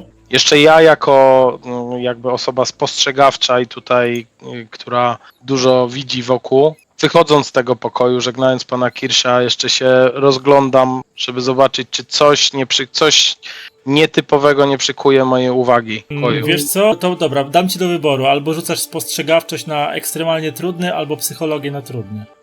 No dobra, zróbmy z psychologią na trudny. To w takim wypadku ja biorę spostrzegawczość na ekstremalnie trudny. Chociaż też mogłabym psychologię rzucać. Ładnie. Kostki spadać. No i dzisiaj goście mnie nie lubią. Branisławie, wychodząc z pokoju, ale jeszcze tak wiesz, jakby kątem oka spoglądając na swojego niedawnego towarzysza podróży, masz wrażenie, że kiedy tylko nie patrzyliście na niego bezpośrednio, że mężczyzny wzrok jakby od razu z takiego zmęczonego spojrzenia, wiesz, kogoś, kto ma dość wszystkiego, co go do tej pory dotknęło, że jakby wzrok mężczyzny się ożywił i tak wyostrzył i jakby tak miał wrażenie, jakby tak spoglądał na was już z takim idźcie już w cholerę, idźcie. Okej, wychodzimy z pokoju, jeszcze coś masz do Idalii do powiedzenia, czy... Nie, no bo jej się nic nie udało, więc... Wychodzimy z pokoju, ja się zwracam do Idalii, słuchaj, wydaje mi się, że on udaje. Mówisz? Tak. Jak tylko wychodziliśmy z pokoju, zobaczyłem, że nabrał sił, przynajmniej jeżeli chodzi o taką aparycję zewnętrzną. Ja myślałam, że żona coś mu mogła dorzucić, bo mówiąc szczerze, jak jestem przy nich, to nie ma między nimi żadnej za dużo chemii. Tak jakby byli bardziej partnerami w pracy, a nie partnerami w życiu. Może to jest tylko na pokaz. Może. Jeżeli mu się nie chce, to niech leży. Trzeba mieć troszeczkę dystansu do nich i uważać na nich. Mhm. No wracamy do towarzyszy, nie? Reszty. Wracacie do towarzyszy i kiedy już jesteście wszyscy zgromadzeni, to milczący mnich odzywa się jeszcze raz po angielsku najpierw, a potem też po grecku, że jeżeli państwo już skończyli śniadanie i są gotowi do podróży, to proszę za mną. I wychodzi na zewnątrz. to idziemy za nim. No to chodźmy. Wiadomo, pewnie tam przygotowujecie się do podróży, znowu tam te pakunki do koni i mułów przytraczacie i tak dalej, szykujecie się do drogi i udajecie się w podróż górską ścieżką, jeszcze bardziej w stronę stromych gór. I Kromka w zęby i idziemy. Tak, i jakieś 2 godziny później, Czy ty zmieniłeś soundtrack? Dobrze słyszę? jeszcze nie, zaraz zmienię, tylko Nie coś, chcę, nie? tylko miałem coś tu dodać do tego interesu i zapomniałem. Po około 2 godzinach podróży waszym oczom ukazuje się cel waszej podróży. Jest to praktycznie pionowo wznosząca się skała, w której zboczu jakieś 40 metrów nad wami mieści się, jakby zatopiony jest stary, bardzo staro wyglądający, dość ponuro wyglądający klasztor. Nie widać żadnej drogi, żadnych schodów, żadnej drabinki wiodącej na górę, kiedy mnich Jonas zatrzymuje konia praktycznie bezpośrednio pod skałą, na której umieszczony jest monastyr. Zsiada z konia. Tutaj, proszę Państwa, kończy się Wasza podróż. Konie i muły nie będą Wam już potrzebne. Jesteśmy na miejscu. Oto klasztor Meteora. W tym momencie słyszycie... W tym momencie tylko wyciąga gwizdek gdzieś tam z kieszeni swojej sutanny i gwizdże w niego przeciągle, świdrującym dźwiękiem. Gdzieś tam z góry po chwili odpowiada mu też potwierdzające gwizdnięcie i widzicie, jak z wystającej ze ściany konstrukcji opuszcza się na grubym sznurze, na grubej linie taka jakby pękata sieć. Profesor Matsorakis tak patrzy się w górę. Chce mi pan powiedzieć, zwraca się do mnicha, że będziemy podróżować na górę w tym? Mnich tak uśmiechnął się i tak pokiwał głową. Tak, dokładnie, w ten sposób. Od razu powiem, że sieć mieści tylko po jednej osobie, więc wasze zakwaterowanie w monastyrze trochę potrwa. Zapraszam pierwszą osobę, nie? Kiedy już cała sieć opuściła się na dół. No to Wiecie, co? jaką to ma wytrzymałość? Popatrz na mnie. Spokojnie. Wytrzyma, pokiwał mnich. Czy to ma jakiś taki spód ta sieć, czy to po prostu się człowiek pakuje do niej tak po prostu jak do hamaka i tyle? I Znaczy, giga ładnie. hamaka. Jakby Jesteśmy na rybą. spodzie, jak na spodzie, Jesteśmy jak na spodzie tej sieci jakby te oczka są takie gęściej upakowane, ale że możesz tam stać na tym, ale jak chcesz, to możesz sobie przez takie większe otwory wystawić nogi i siedzieć, nie? Jak to. Wiesz co, Idalia pójdzie pierwsza. A już Bardziej tam- rozbawiona tym wszystkim niż przerażona, stwierdza, że ona chce się poczuć jak ryba wyciągana z wody na kuter i się tam wpierdzieli. Jonas rozpina zapięcia tej sieci i zapraszającym gestem zaprasza cię do środka. Tuż za tobą ustawił się w kolejce profesor Matsorakis, który chciał pierwszy oczywiście wsiąść do tej sieci, ale skoro się wysforowałaś do przodu, no to uznał twoje jakby pierwszeństwo i... Zaraz się zobaczymy. Jak tylko zaczęli Idalię wciągać, to ja sobie pozwoliłem na komentarz, że jak na reporterkę, to ona jest dosyć odważna. Każdy reporter musi być trochę odważny. To chyba... Inaczej byśmy nic nie wiedzieli. Trochę to rozumiem, że chcę już mieć to szybko z głowy. Ja w tej chwili jestem rozdarta wewnętrznie. Tego typu wynalazki to pierwszy raz w życiu. Widzicie, że Laura Kirsch z taką obawą, nawet przestrachem w oczach patrzy się na ten zawieszony wysoko na skalę monastyr i taką bojaźliwością ustawia się na samym końcu kolejki. Może już nie wspomnę o tym, że to tutaj spódnicę może rozwiewać i to może być trochę nieprzystojne. Tak trochę moje angielskie, jeszcze późno wiktoriańskie wychowanie tak trochę mi się tutaj odzywa. Za dużo kultury, pani Gertrudo, za dużo kultury z tej Wielkiej Brytanii przywieźliście. Trzeba było założyć bryczesy, tak? Chyba jeszcze aż tak nowoczesna nie jestem, już nie wiem czy... No ale cóż, czego się nie robi dla nauki i dla... Pani Gertrudo, proszę się nie obawiać, my jesteśmy dżentelmenami i nie będziemy patrzeć w górę. Dziękuję. Potrwa to jakiś czas, zanim Idalia zawędruje na górę, gdzie w takiej pomieszczeniu jakby wyładunkowym z wielkim kołowrotem, na którym jest to zapleciony ten sznur z tą siecią, wita cię grupka mnichów na czele z ojcem, z przeorem tego klasztoru, ojcem... Igumenem, jak coś. Przeor jest u katolików, bo też sprawdziłam Jak? w tym czasie. Jak? Igumen. Igumen. Igumen to jest przeor jako katolików. Okej. Nikolaus, z tego co Tak, mówiłeś. ojcem Nikolaosem i jego tam portret ci właśnie wyświetlam. 70-letnim już mężczyzną, który razem z innymi mnichami skłania ci się nisko i zapraszającym gestem pokazuje ci miejsce, w którym możesz sobie tam spocząć. Jest to taka dosyć rozległa jakby sala, cała drewniana, cała ta konstrukcja jest drewniana. Tutaj są ewidentnie to miejsce służy do tego, żeby właśnie przybywali i wyładowywali się ludzie oraz zapewne też wciągane tą siecią jakieś towary, zaopatrzenie prawdopodobnie też jest wciągane na górę. Z tej części pewnie się wchodzi dalej w głąb klasztoru, który jest cały już jest kamienny, nie? Tutaj, ale ta konstrukcja jest drewniana. I tutaj też nie ma jakby zamknięcia, tylko są takie jakby otwory w tych drewnianych ścianach, przez które wpływają powiewy chłodnego górskiego powietrza. No i tam oczywiście następna osoba i następna osoba i następna osoba i na samym końcu już za wami zostaje wciągnięty mnich Jonas. I kiedy wszyscy już znaleźliście się na górze w pomieszczeniu jakby powitalnym, wejściowym do monastyru, zostajecie przywitani przez ojca Nikolaosa. Jeszcze raz przypomnij mi nazwę jego funkcji. Igumen. Igumen. Igumen przez igumena Nikolaosa, który odzywa się po grecku, ewentualnie z tłumaczeniem na angielski przez mnicha Jonasa.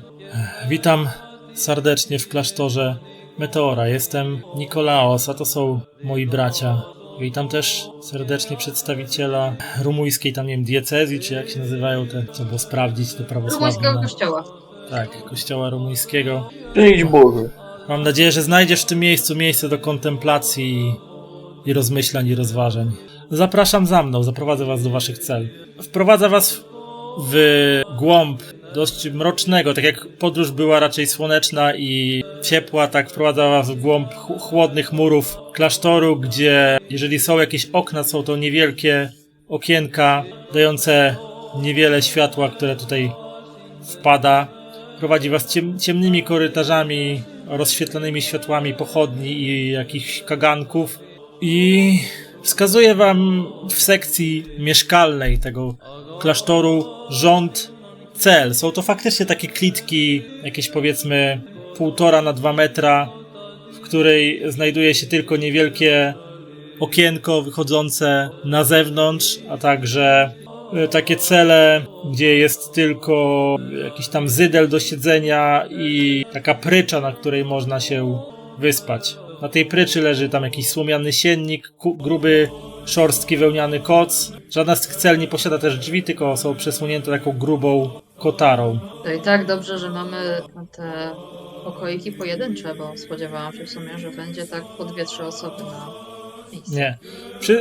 Wszyscy macie pojedyncze pokoje. Podróż, łącznie z dotarciem do wsi Kalambaka, a potem z wspięciem się, jakby z przetransportowaniem was wszystkich na górę do środka monastyru trwała na tyle długo, że zastało was popołudnie. Ojciec Nikolaos pożegnał się z wami, stwierdziwszy, że musi zająć się dalszymi tam przygotowaniami do jutrzejszego otwarcia cel. Natomiast zostawia was pod opieką mnicha Jonasa, który jako jedyny tutaj mnich zna język angielski, więc będzie wam najbardziej jakby pomocny. Jeżeli chcecie czegoś od niego, to go proście, a wieczorem macie zaproszenie na wspólną kolację w refektarzu, nie? Ja tak z ciekawości tego Jonasa, bo on z nami został, to faktycznie jest jedyna droga, którą można się tutaj dostać, czy gdyby trzeba było interwencji medyka, ale mam na myśli tutaj bardziej specjalisty jakiegoś, czy również tylko w taki sposób, albo czy pacjenta w ten sposób zwożą. Jak to wygląda na taki, bardziej interwencyjny przypadłości? Jeżeli chodzi o pomoc medyczną, to ojciec Nikolaos posiada rozległą wiedzę na ten temat i jeżeli coś trzeba będzie wykonać, prawie że nawet aż do momentu przeprowadzenia prostych operacji chirurgicznych jesteśmy wszystko w stanie zapewnić sobie na miejscu. Natomiast jeżeli chodzi o inne środki transportu, to co pani widziała tutaj, czyli winda z siecią jest jedynym sposobem, jaki się tu można dostać i w jaki można to miejsce opuścić. Nie zostały żadne drogi, kiedy klasztor w ogóle budowano, bo przecież... Przebywam w tym klasztorze od roku, pani odpowiedział, i nic mi nie wiadomo na ten temat. Czuję się tutaj, no skoro już tu jestem, chcę poznać to miejsce, zobaczę jak to życie w ogóle przebiega, także Italia jest wszędzie. Nie napatacza się aż tak bardzo agresywnie, jednak stara się nie przeszkadzać w skromnym życiu mnisim, ale jeżeli gdzieś może zajrzeć i nie wygonią ją stamtąd, to pewnie to zrobi. Znaczy oczywiście towarzyszy ci nieodłącznie mnich Jonas, który nie opuszcza cię na krok i ewentualnie oprowadza Myślałam, że cię. on zostanie z tymi... No dobrze, ale ja też bym chciał się przejść. Niekoniecznie w tamtą stronę, co Idalia. Zapraszam. No, więc Jonas jakby robi obchód z Idalią po klasztorze, a jak któryś z was chce opuścić swoją celę i przed kolacją jeszcze coś tutaj pozwiedzać, to... Ja robię taki rekonesans troszeczkę na własną rękę, niby po to, żeby zobaczyć, jak wygląda życie w tym klasztorze, ale tak naprawdę szukam, czy nie ma tam jakichś wskazówek dotyczących niezbyt, powiedzmy, jakichś dodatkowych wejść do tego klasztoru. Szukasz drogi ewakuacyjnej, prawda? No, coś w tym stylu. Albo bardziej mówię w kontekście, którą drogą mógłby się pan Kirsch tutaj dostać, ewentualnie. Okej, dobra. Postrzeżenie. A Dragosz coś robi? Ja bym chciał dwie rzeczy zrobić. Po pierwsze bym poprosił któregoś z mnichów, żeby mnie, jeśli oczywiście mogę, żeby mnie prowadził do tych cel, które mają być odmurowane, bo chciałbym po prostu je zbadać, zobaczyć, czy rzeczywiście są zamurowane, czy nie ma tam żadnych, nikt nic nie ściemnia. Jeśli nic takiego nie zauważę, to chciałbym odwiedzić tutejszą bibliotekę i zobaczyć, jakie ciekawe pisma tutaj mają. Teraz tak, tylko by tu zacząć. Dobrze, od Dragosza zaczniemy. Więc tutejsi mnisi, któryś, który był mniej, powiedzmy, zajęty, wskazał ci drogę do tych cel, które znajdują się w jednej z jednych krańców monastyru. I faktycznie, jak podchodzisz do tego miejsca, to widzisz, że dwie cele, zapewne takie same cele, jak i wszystkie inne cele w tym klasztorze, czyli takie jak wasze, które pewnie kiedyś były przesłonięte jakąś kotarą i pewnie były takich samych wymiarów i z takim samym jakby oprzyrządowaniem jak wszystkie inne, zostały dość gruntownie i skrupulatnie zamurowane kamieniami i zaprawą. Jeżeli chcesz się temu przyglądać, no to rzuć mi na spostrzegawczość trudny test. Jakie są okienka w tych celach, jeżeli w ogóle je mamy? Są tak bardzo, nie przycisnęłabyś się przez nie. One są nieduże, takie może pół metra na pół metra. Nie no, pół metra na pół metra to są duże okna. No to nie, no to może pół metra to może wysokości, ale takie dosyć wąskie, że głowy przez to nie przyciśniesz. Jakieś 10 centymetrów i po prostu kreska, tak? No coś takiego. Jeśli dobrze pamiętam, mogę szczęściem sobie podnieść wynik, tak? Mhm. Albo forsować, jak wolisz. Nie, no to ja zużyję 10 punktów szczęścia, żeby to zdać. No to tam klikasz na rzut i wydaj 10 punktów szczęścia, żeby to zdać. Dobra, odjąłem sobie po prostu. Przyglądasz się temu dosyć uważnie na tyle, na ile ci pozwala światło, które tutaj jest, niezbyt może jakieś mocne i dające duże wsparcie w takich poszukiwaniach. Obmacujesz delikatnie tą zaprawę i stwierdzasz, że nie jest to absolutnie jakaś żadna świeża praca. Na pewno jest to bardzo, bardzo stare murowanie, czy na tyle stare, że sięgające do XVI wieku?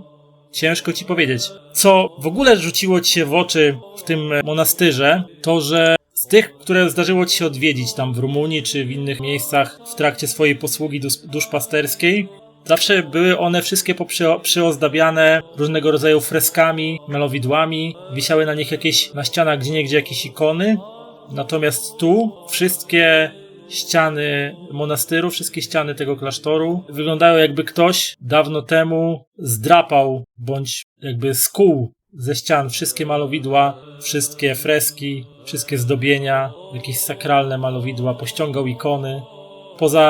Poza oczywiście główną kaplicą, gdzie widziałeś tam przechodząc obok, że tam jest wielki zdobiony ołtarz i takie wielkie, przepiękne ikony przedstawiające tam, nie wiem, Trójcę Świętą, czy jakichś innych świętych ważnych dla kościoła prawosławnego. Natomiast nigdzie na ścianach, ani w celach, ani na korytarzach, ani w jakiś tam w refektarzu, ani jakby po drodze gdzieś tam nie widziałeś ani jednego fresku, ani jednego malowidła sakralnego. Zresztą to też widzieliście i Branisław to widział i Dalia to widzisz, chociaż prawdopodobnie wam to być może nic nie mówić, bo musielibyście mieć jakąś wiedzę na temat budownictwa sakralnego prawosławia, nie? I kościoła prawosławnego, żeby was to zastanawiało, ale no postrzegacie, że jak na klasztor to jakoś to mało to jakichś symboli sakralnych w tym miejscu. Pewno Italia była uczona, że hej, w przypadku klasztorów to zazwyczaj jednak takie malowidła są, więc jest to dość zaskoczeniem, ale chyba nie będzie mieć aż na tyle wiedzy, żeby wydało jej się to bardzo dziwne i aż szokujące. Natomiast Idalio, przechodząc z mnichem Jonasem przez kolejne pomieszczenia klasztoru, masz przedstawiony, tam zaprowadził cię, ponieważ na tym samym poziomie co mieszkalne cele jest też główna kaplica, więc zaprowadził cię na teren głównej kaplicy, gdzie miałeś okazję podziwiać naprawdę fantastycznie wykonany, zdobiony różnymi złoceniami, jakimiś płaskorzeźbami, przepiękny ołtarz, a także przepiękne takie wielkie ikony jakichś świętych, też widać, że bardzo, bardzo stare, znające się za tym ołtarzem, czy tam z ikoną przedstawiającą Jezusa Chrystusa na samym środku, nie? I po prawej i po lewej stronie jakichś tam świętych. Naprawdę wygląda to fantastycznie i samo to byłoby warte uwiecznienia czy na kliszy aparatu fotograficznego, czy w dziele jakiegoś uzdolnionego artysty, rysownika, malarza, który mógłby to przenieść na płótno czy na papier. Zapytam generalnie, czy wolno robić zdjęcia, czy prasa może uwieczniać tutaj kilka fotografii, bo jednak kaplica jest bardzo ładna. Jeżeli sobie pani życzy, to proszę bardzo. Byle nie zabierać nic ze sobą. Nie zamierzam, oczywiście. Wspomniał ojciec Jonas, że jest pan od roku. Zgaduję, że ojciec Nikolas jest najstarszym, w sensie najdłużej mieszkającym tutaj mnichem. A kto po nim, jeżeli mogłabym zapytać? Ojciec Nikolaos tu żyje już od kilkudziesięciu lat, natomiast no nie pamiętam imion wszystkich mnichów, którzy żyją tu tak długo jak ojciec Nikolaos. Na pewno wszyscy mieszkają tutaj dłużej ode mnie. Myślę, że jak pani zapyta ojca Nikolaosa, to wskaże, który z mnichów jest tutaj równie długo co on lub podobnie długo. Okej, to podziękuję jak najbardziej. Tam jeszcze zwiedziłaś też refektarz, czyli to miejsce, gdzie się je, i tam na przykład w refektarzu stoją dwie przepiękne rzeźby po jednej i po drugiej stronie refektarza. I jeżeli rzucisz mi na historię, to ci powiem, czyje to są rzeźby. I są tak dobrze odwzorowane, że od razu, nawet zanim mnich Jonas zdążył cokolwiek powiedzieć, to już wie, że to są rzeźby przedstawiające Cyryla i Metodego, czyli tych dwóch świętych, którzy stworzyli język starocerkiewno-słowiański. Refektarz jak to refektarz. Proste, długie stoły, proste, długie ławy, przy których można siedzieć i spożywać posiłki, jakieś tam kandelabry zwisające z sufitu, oświetlające całą przestrzeń. Potem też oprowadził cię do znajdującego się piętro niżej skryptorium, czyli tego miejsca, które będzie bardzo też interesowało Dragosza Dragomira, bo w skryptorium właśnie mnisi gromadzą wszelkiego rodzaju księgi, rękopisy i spisują też, ćwiczą i uczą się też języka starocerkiewno-słowiańskiego, czyli tam przepisują te księgi i tak dalej. I na samym środku tego miejsca, na takim specjalnym podejście, leży ogromna księga, która ma wymiar jakiś na oko 1,5 m, oprawiona w grubą, taką okutą metalem skórę i z taką zamykaną na sztabę, taką zamykana na sztabę i jeszcze skutką zwisającą z niej. Cóż za piękny wolumin. A to, pani Dalio, to jest kronika tegoż oto klasztoru spisana rękami kolejnych pokoleń mnichów, którzy w niej żyli od czasów założenia w połowie XIII wieku aż po dni dzisiejsze. Musi mieć ogromny... Klucz do tej księgi nosi zawsze przy sobie ojciec Nikolaos. Kolejny powód, żeby się z nim zobaczyć. Może jeszcze przed kolacją.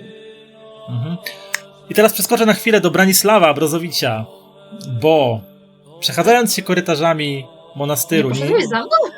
Nie, on się gdzieś tam szwenda swoimi drogami. Okej. Przechadzając się przechadzając się... Chciałem mieć z głowy brata Jonasa, czy Ja właśnie też chciałam go zgubić, ale... Przechadzając się korytarzami tego monastyru, trafiasz na dwóch niecodziennych jegomościów. Otóż z przeciwnej strony korytarza, w twoim kierunku, z przylepionymi do twarzy uśmiechami, przechadza się dwóch ewidentnie niepochodzących z tego rejonu świata chińskich mnichów, którzy kiedy tylko się do nich zbliżasz, to składają ręce do takiego klasycznego chińskiego powitania i go tak Zhao Xian Hao, Zhao Xian Hao, Zhao Xian Hao i tak ci jak ci wiesz. odpowiadam tym samym, czyli również składam ręce, ale zamiast Zanshan Hao odpowiadam Kalimera. A nie tak on tak się uśmiecha, tak już mruży oczka, ten jeden i drugi Chińczyk tak się uśmiechają, tak tego i Zhao Xian Hao i tak się mijają i przechodzą.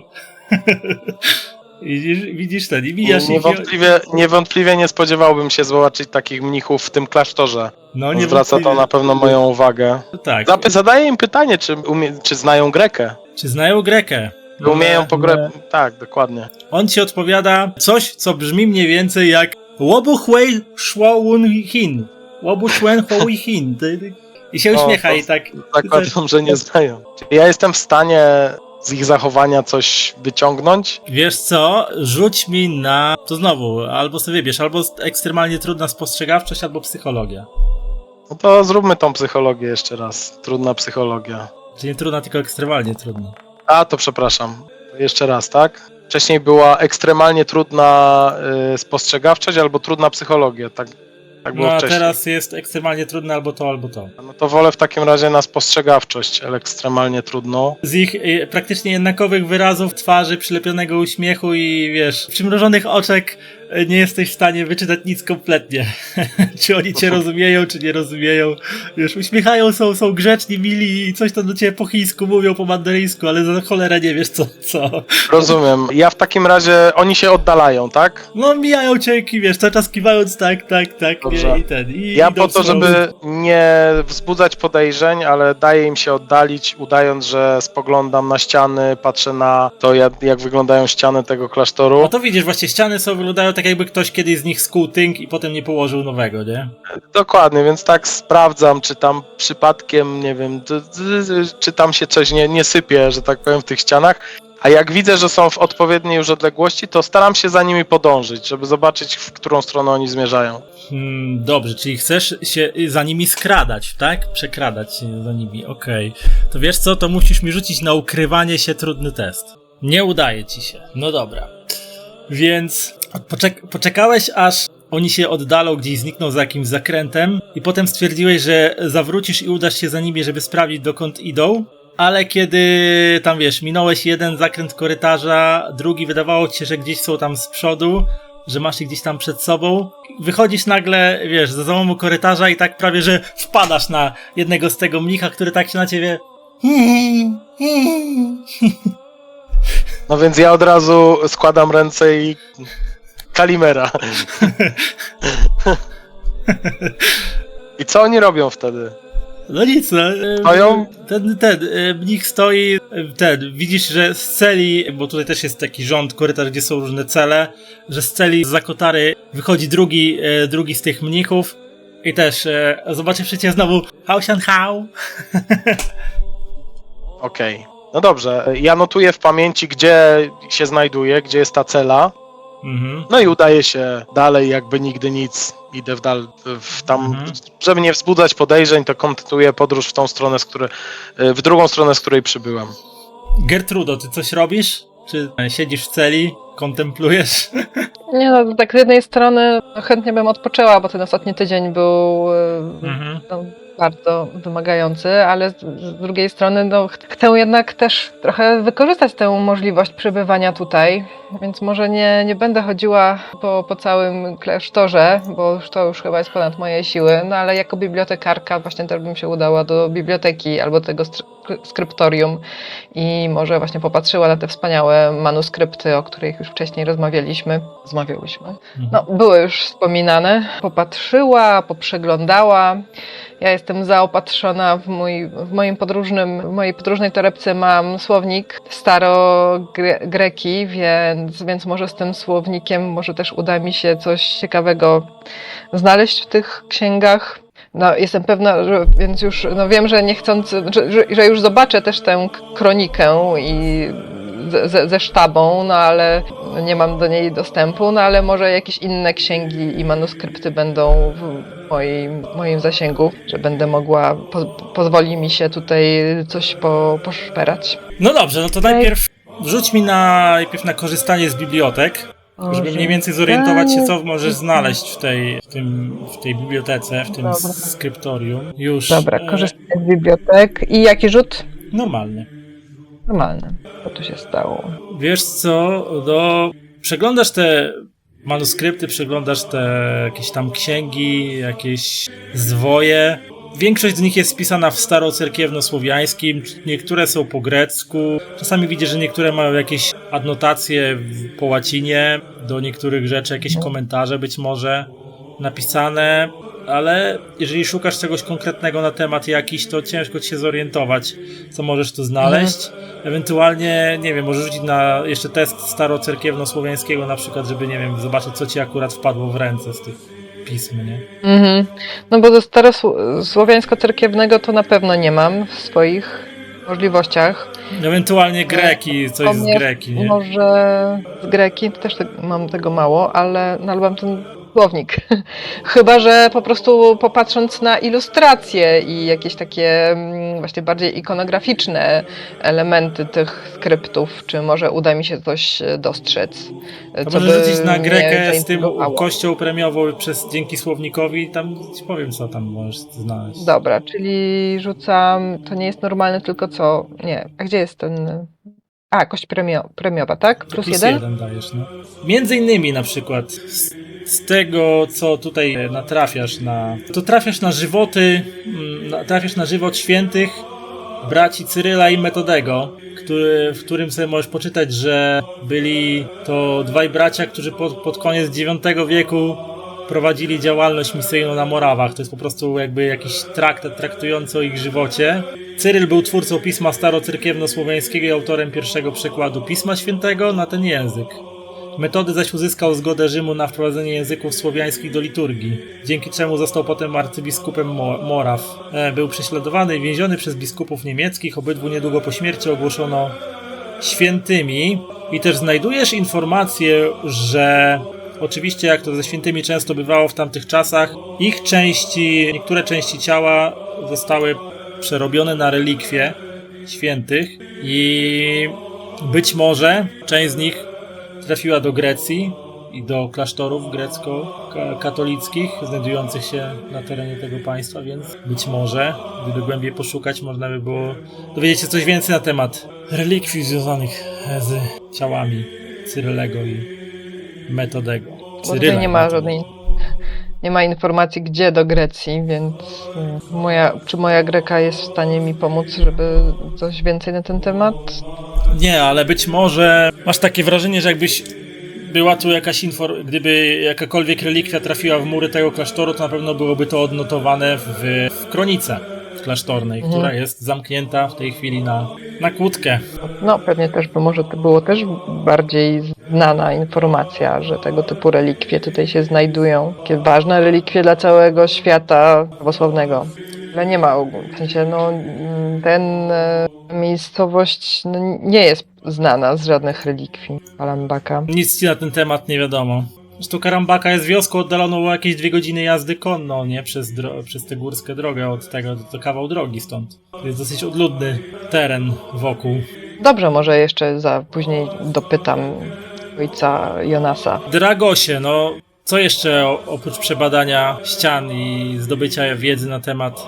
Bibliotekę chciałem, ale nie wiem czy...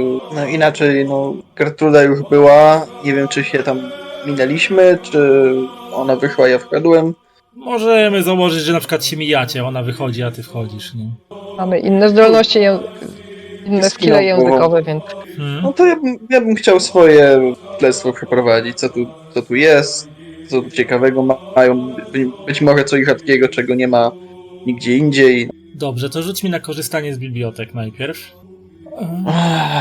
Wiesz co? Ogólnie panuje tutaj trochę chaos. W sensie, że te pisma nie są jakoś jakby pokatalogowane w jakimiś kategoriami, że na przykład żywoty świętych tutaj, jakaś historia, nie wiem, chrześcijaństwa tutaj, jakieś modlitewniki tutaj, nie wiem, temu podobne sprawy, że nie ma takiego, tylko są po prostu poprzemieszane, że jest trochę, widzisz, że w jednym miejscu są i takie, które opisują jakąś historię, czasy historyczne, żywoty świętych, pomieszane z jakimiś modlitwami, nie wiem, wersjami Pisma Świętego przypisywanymi na różne języki. Jest trochę jakichś tam wspomnień mnichów żyjących w tych czasach. Widzisz też nieudolne próby, mniej lub bardziej nieudolne próby kopiowania tekstów z jednych do drugich, nie? Czy to albo przepisywania na przykład tłumaczenia ze starocerkiewnego na grecki, albo z jakiegoś tam z greckiego na starocerkiewne, jakieś różne rzeczy, ale nic konkretnego, co by ci się rzuciło w oczy, czego by nie było w takim typowym klasztorze prawosławnym, nie? Dobrze, to zwrócił jeszcze tylko szczególną uwagę na tą wielką księgę i chyba w takim razie opuścił bibliotekę. Czy ja się mogę zobaczyć z ojcem Nikolaosem? Mówisz to temu, Jonasowi, tak? Znaczy w sumie panu Jonasowi to bym bardziej powiedziała, że chciałabym się zobaczyć z ojcem Nikolaosem jeszcze przed kolacją, jako że jednak w końcu jestem reporterem i muszę przeprowadzać wywiady. Możemy spróbować, ale nie obiecuję, że ojciec Nikolaos panią przyjmie. Jest trochę zajęty przygotowaniami do jutrzejszej ceremonii. Oj, to nie potrwa długo, naprawdę. No dobrze, to proszę za mną w takim razie. Podążasz za barczystym mnichem w kierunku gdzieś tam w głąb klasztoru i on cię w końcu wprowadza do gabinetu, który wygląda jak gabinet po prostu. Jest stosunkowo niewiele mniej szorstki i taki ascetyczny niż pozostałe pomieszczenia w tym klasztorze, bo znajduje się przy nim wielkie, drewniane, proste biurko bez jakichś większych ozdób, przy którym stoi ojciec Nikolaos w towarzystwie dwóch chińskich mnichów. Tak, i ci mnisi, którzy zwracają się w twoją stronę, przybierają te swoje uśmiechy, mrużą te swoje skośne oczy i Zhao Xianhao. Ja chciałem zapytać, czy w tym czasie, jak ta sytuacja się dzieje, to ja zauważyłem, że ci mnisi wyszli z celi, w której przebywali? Jeżeli chcesz zadeklarować, że gdzieś się zaczaiłeś gdzieś tam i udajesz, że nie wiem, spoglądasz na sufit i liczysz, nie wiem, cegły, to No coś mniej więcej w tym stylu. tak, to Myślę, że... Bo ja myślę, w tym że momencie Artur po chciałem... prostu liczy ilość Chińczyków na mapie. Chciałem po prostu odwiedzić tę celę. W momencie, jak ich w niej nie ma. Dobra, to jeszcze wrócę na chwilę do Idalii, ale rzuć mi, Branisławie, znowu na skradanie się, czy przypadkiem akurat w tym momencie, kiedy będziesz wchodził do swojej celi, nie napaczoczą się jacyś mnisi lokalni, którzy by cię na tym przyłapali. Na ukrywanie się? Tak. Czy się akurat wemkniesz za kotarę tak, żeby cię nikt nie widział? Dobrze. Żadnej kości premiowej mam nie dodawać do tego. Żadnej. Przypadkiem. Okej, dobrze, no to... Zamyślał? Chcesz to forsować, tam jak klikniesz i na ten rzut i rozwiniesz, to tam masz na przykład możliwość forsuj. Czy chcesz to forsować, czyli rzucić ponownie, ale będzie konsekwencja. Jeżeli ci się nie uda, no to ewidentnie złapią cię mnici. No, zapamiętają cię, że szwędasz się po klasztorze i myszkujesz po cudzych celach, więc będą cię mieli potem na oku już przez resztę tej wyprawy. I będziesz miał zawsze do wszystkich testów związanych z przemykaniem się kość karną. To jak idziesz na to? Spróbuję to sforsować, tym bardziej, że ja jakby moją posturą i tak mam problemy z przemykaniem się i biorąc pod uwagę to, jeżeli mi się uda, to będzie dobrze. To 7. Coś Więc wyszło. udało ci się, tak. Wiesz, stałeś sobie gdzieś tam w korytarzu, dwóch jakichś mnichów, coś tam rozmawiających ze sobą po cichu. Minęło cię, powiedzieli ci tylko dzień dobry, nie? I poczekałeś, aż zniknął za rogiem, tylko tak odchyliłeś kotarę i tak i nie ma, jesteś w środku, nie? Dobra. Cela jak tam cela. ja też nie chciałem jakby tego wątku Idalii przerywać, nie? Tylko Ale zasygnalizować, także... jesteś w środku, a teraz przeskoczymy z powrotem do Idalii. Idalia, jesteś świadkiem właśnie tego, że ojciec Nikolaos przebywa w towarzystwie dwóch chińskich mnichów, którzy jakby wyrwali się nie z tego świata, nie? Zupełnie. Poczekaj, tylko bo przeładuję sobie znowu na twoją konwersację. Zamsianhał, jeżeli dobrze usłyszałam, i Kalimera. Zamsianhał. Kalimera, ojcze Nikolaosie, ja jestem z Eleftherostypos i chciałam kilka pytań zadać, póki jeszcze nie otworzyliśmy tych krypt. Czy będzie może opcja w ciągu najbliższej godziny, żeby kilka słów do gazety dać? No, ojciec Nikolaos, tak. Sygnomi ime apascholimenos. Przepraszam, jestem bardzo zajęty. Muszę tutaj omówić ze swoimi chińskimi gośćmi kilka ważnych spraw. Jeżeli była pani łaskawa zaczekać W tej chwili ze swoimi oczywiście pytaniami jak do najbardziej kolacji. Chętnie zaczekam, choć właśnie zależałoby mi, żeby jeszcze przed kolacją omówić, bo pewnie wszyscy po kolacji się rozejdą i będą bardzo zmęczeni. Obiecuję, że znajdę dla pani kilka minut, aby odpowiedzieć na pani pytania, ale bardzo proszę, muszę dokończyć spotkanie. Dobrze? Trzymam za słowo w takim wypadku i do zobaczenia. Ewcharisto, dziękuję. Na razie się wycofuję, ale jak na dobrego reportera przystało, nie odpuszczę tego spotkania. Natomiast, wiesz co, jeżeli Jonas jeszcze się gdzieś zaplątał, to tak go w sumie Znaczy Jonas zapytam. czeka przy wejściu do gabinetu cierpliwie na ciebie, nie? A, dobra, tak go w sumie zapytam, cóż to za goście z Dalekiego Wschodu są, od kiedy są, skąd przybyli? Dość niespotykane Z zjawisko. tego, co mi wiadomo, przybyli z Nowego Jorku na zaproszenie, przybyli z USA, znaczy nie wiem, czy z Nowego Jorku, ale wiem, że na pewno z Ameryki. Z USA przybyli na zaproszenie samego ojca Nikolaosa, ale co on od nich chce, nie mam zielonego pojęcia. To by było bardzo dziwne, bo państwo Kirsch, a właściwie tylko pani Laura Kirsch, która również z nami przybyła, również jest z Nowego Jorku, też na zaproszenie. Plus chińscy mnisi z Ameryki to dość kosmopolityczna wizja, dość niespotykana. Nieodgadnione są wyroki boskie, moja pani. Nie wiem, w pytaniu do ojca Nikolaosa, o co tu chodzi. Wiem tyle, że nie rozumieją po angielsku, tylko ciągle chodzą i robią te swoje zamsianhał, Ojciec ale są Nikolaos- ogólnie nieszkodliwi i nie wchodzą nikomu w drogę. Czy ojciec Nikolaos mówił również po chińsku? Bardzo możliwe. W końcu, kiedy przez kilkadziesiąt lat żyje się w odosobnieniu, w otoczeniu różnych ksiąg, może miał okazję się nauczyć. Nikt nie broni tutaj naszym braciom, żeby podnosili swoje kwalifikacje w dziedzinach, w których chcą je podnosić.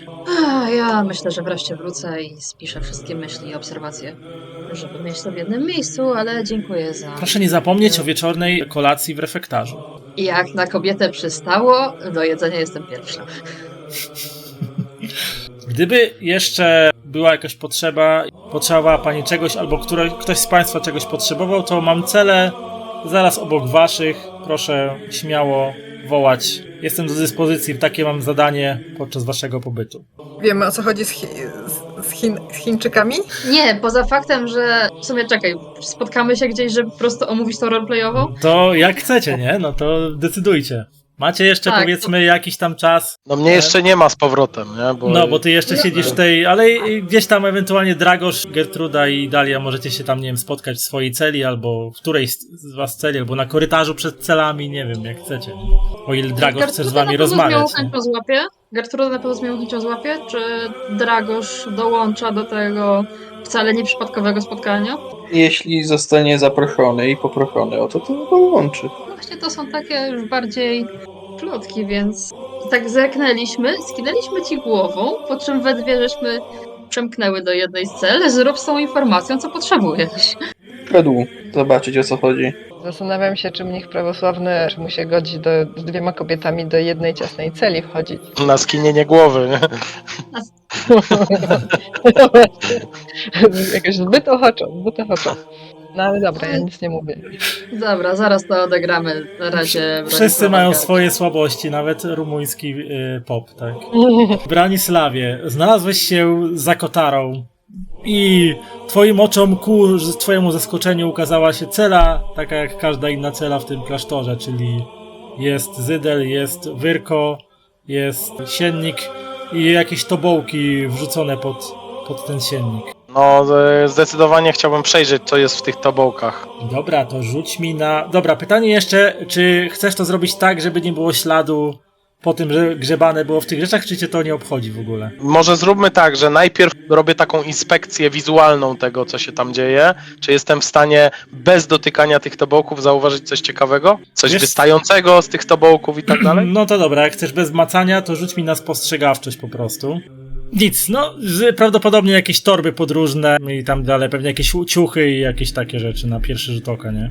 No to próbuję się dostać do tych rzeczy, żeby coś jednak spojrzeć i zobaczyć. Nie ma tam czegoś ciekawego. Dobra, to jeżeli chcesz to zrobić bez tego, bez jakby dbania o to, żeby ktoś się potem nie poznał, że miał grzebane w rzeczach, to rzucasz po prostu na spostrzegawczość z kością premiową. A jeżeli chcesz zrobić to po cichu, że tak powiem, raczej tego, to na zręczne palce trudny test. Na zręczne palce. Nie no, to rzucimy na spostrzegawczość z kością premiową, tak? Mhm. Pierwsze, co ci się rzuca w oczy, jest to podłużna torba, taka ala powiedzmy prezent, coś takiego, taka nieprzepuszczalna, w sensie, że jakbyś ją zamoczył w wodzie, to by nie przemokła, która skojarzyła ci się z twoim futerałem na karabin, ale po rozpięciu jej ukazuje ci się złożony stojak, taki trójnóg rozkładany i urządzenie, które przypomina kamerę po prostu do nagrywania, kamerę filmową, taką wiesz, vintage taki z lat tych, W tamtych czasach z tamtych czasów. Tak. bardzo osobliwe. Kamera do nagrywania w tamtych czasach to musiał być wielki sprzęt. To Właśnie miał- nie, one nie były takie wielkie. Na Cthulhu Handouts ci to zaraz wrzucę, czyli na kanał tekstowy na Discordzie. To wygląda mniej więcej tak.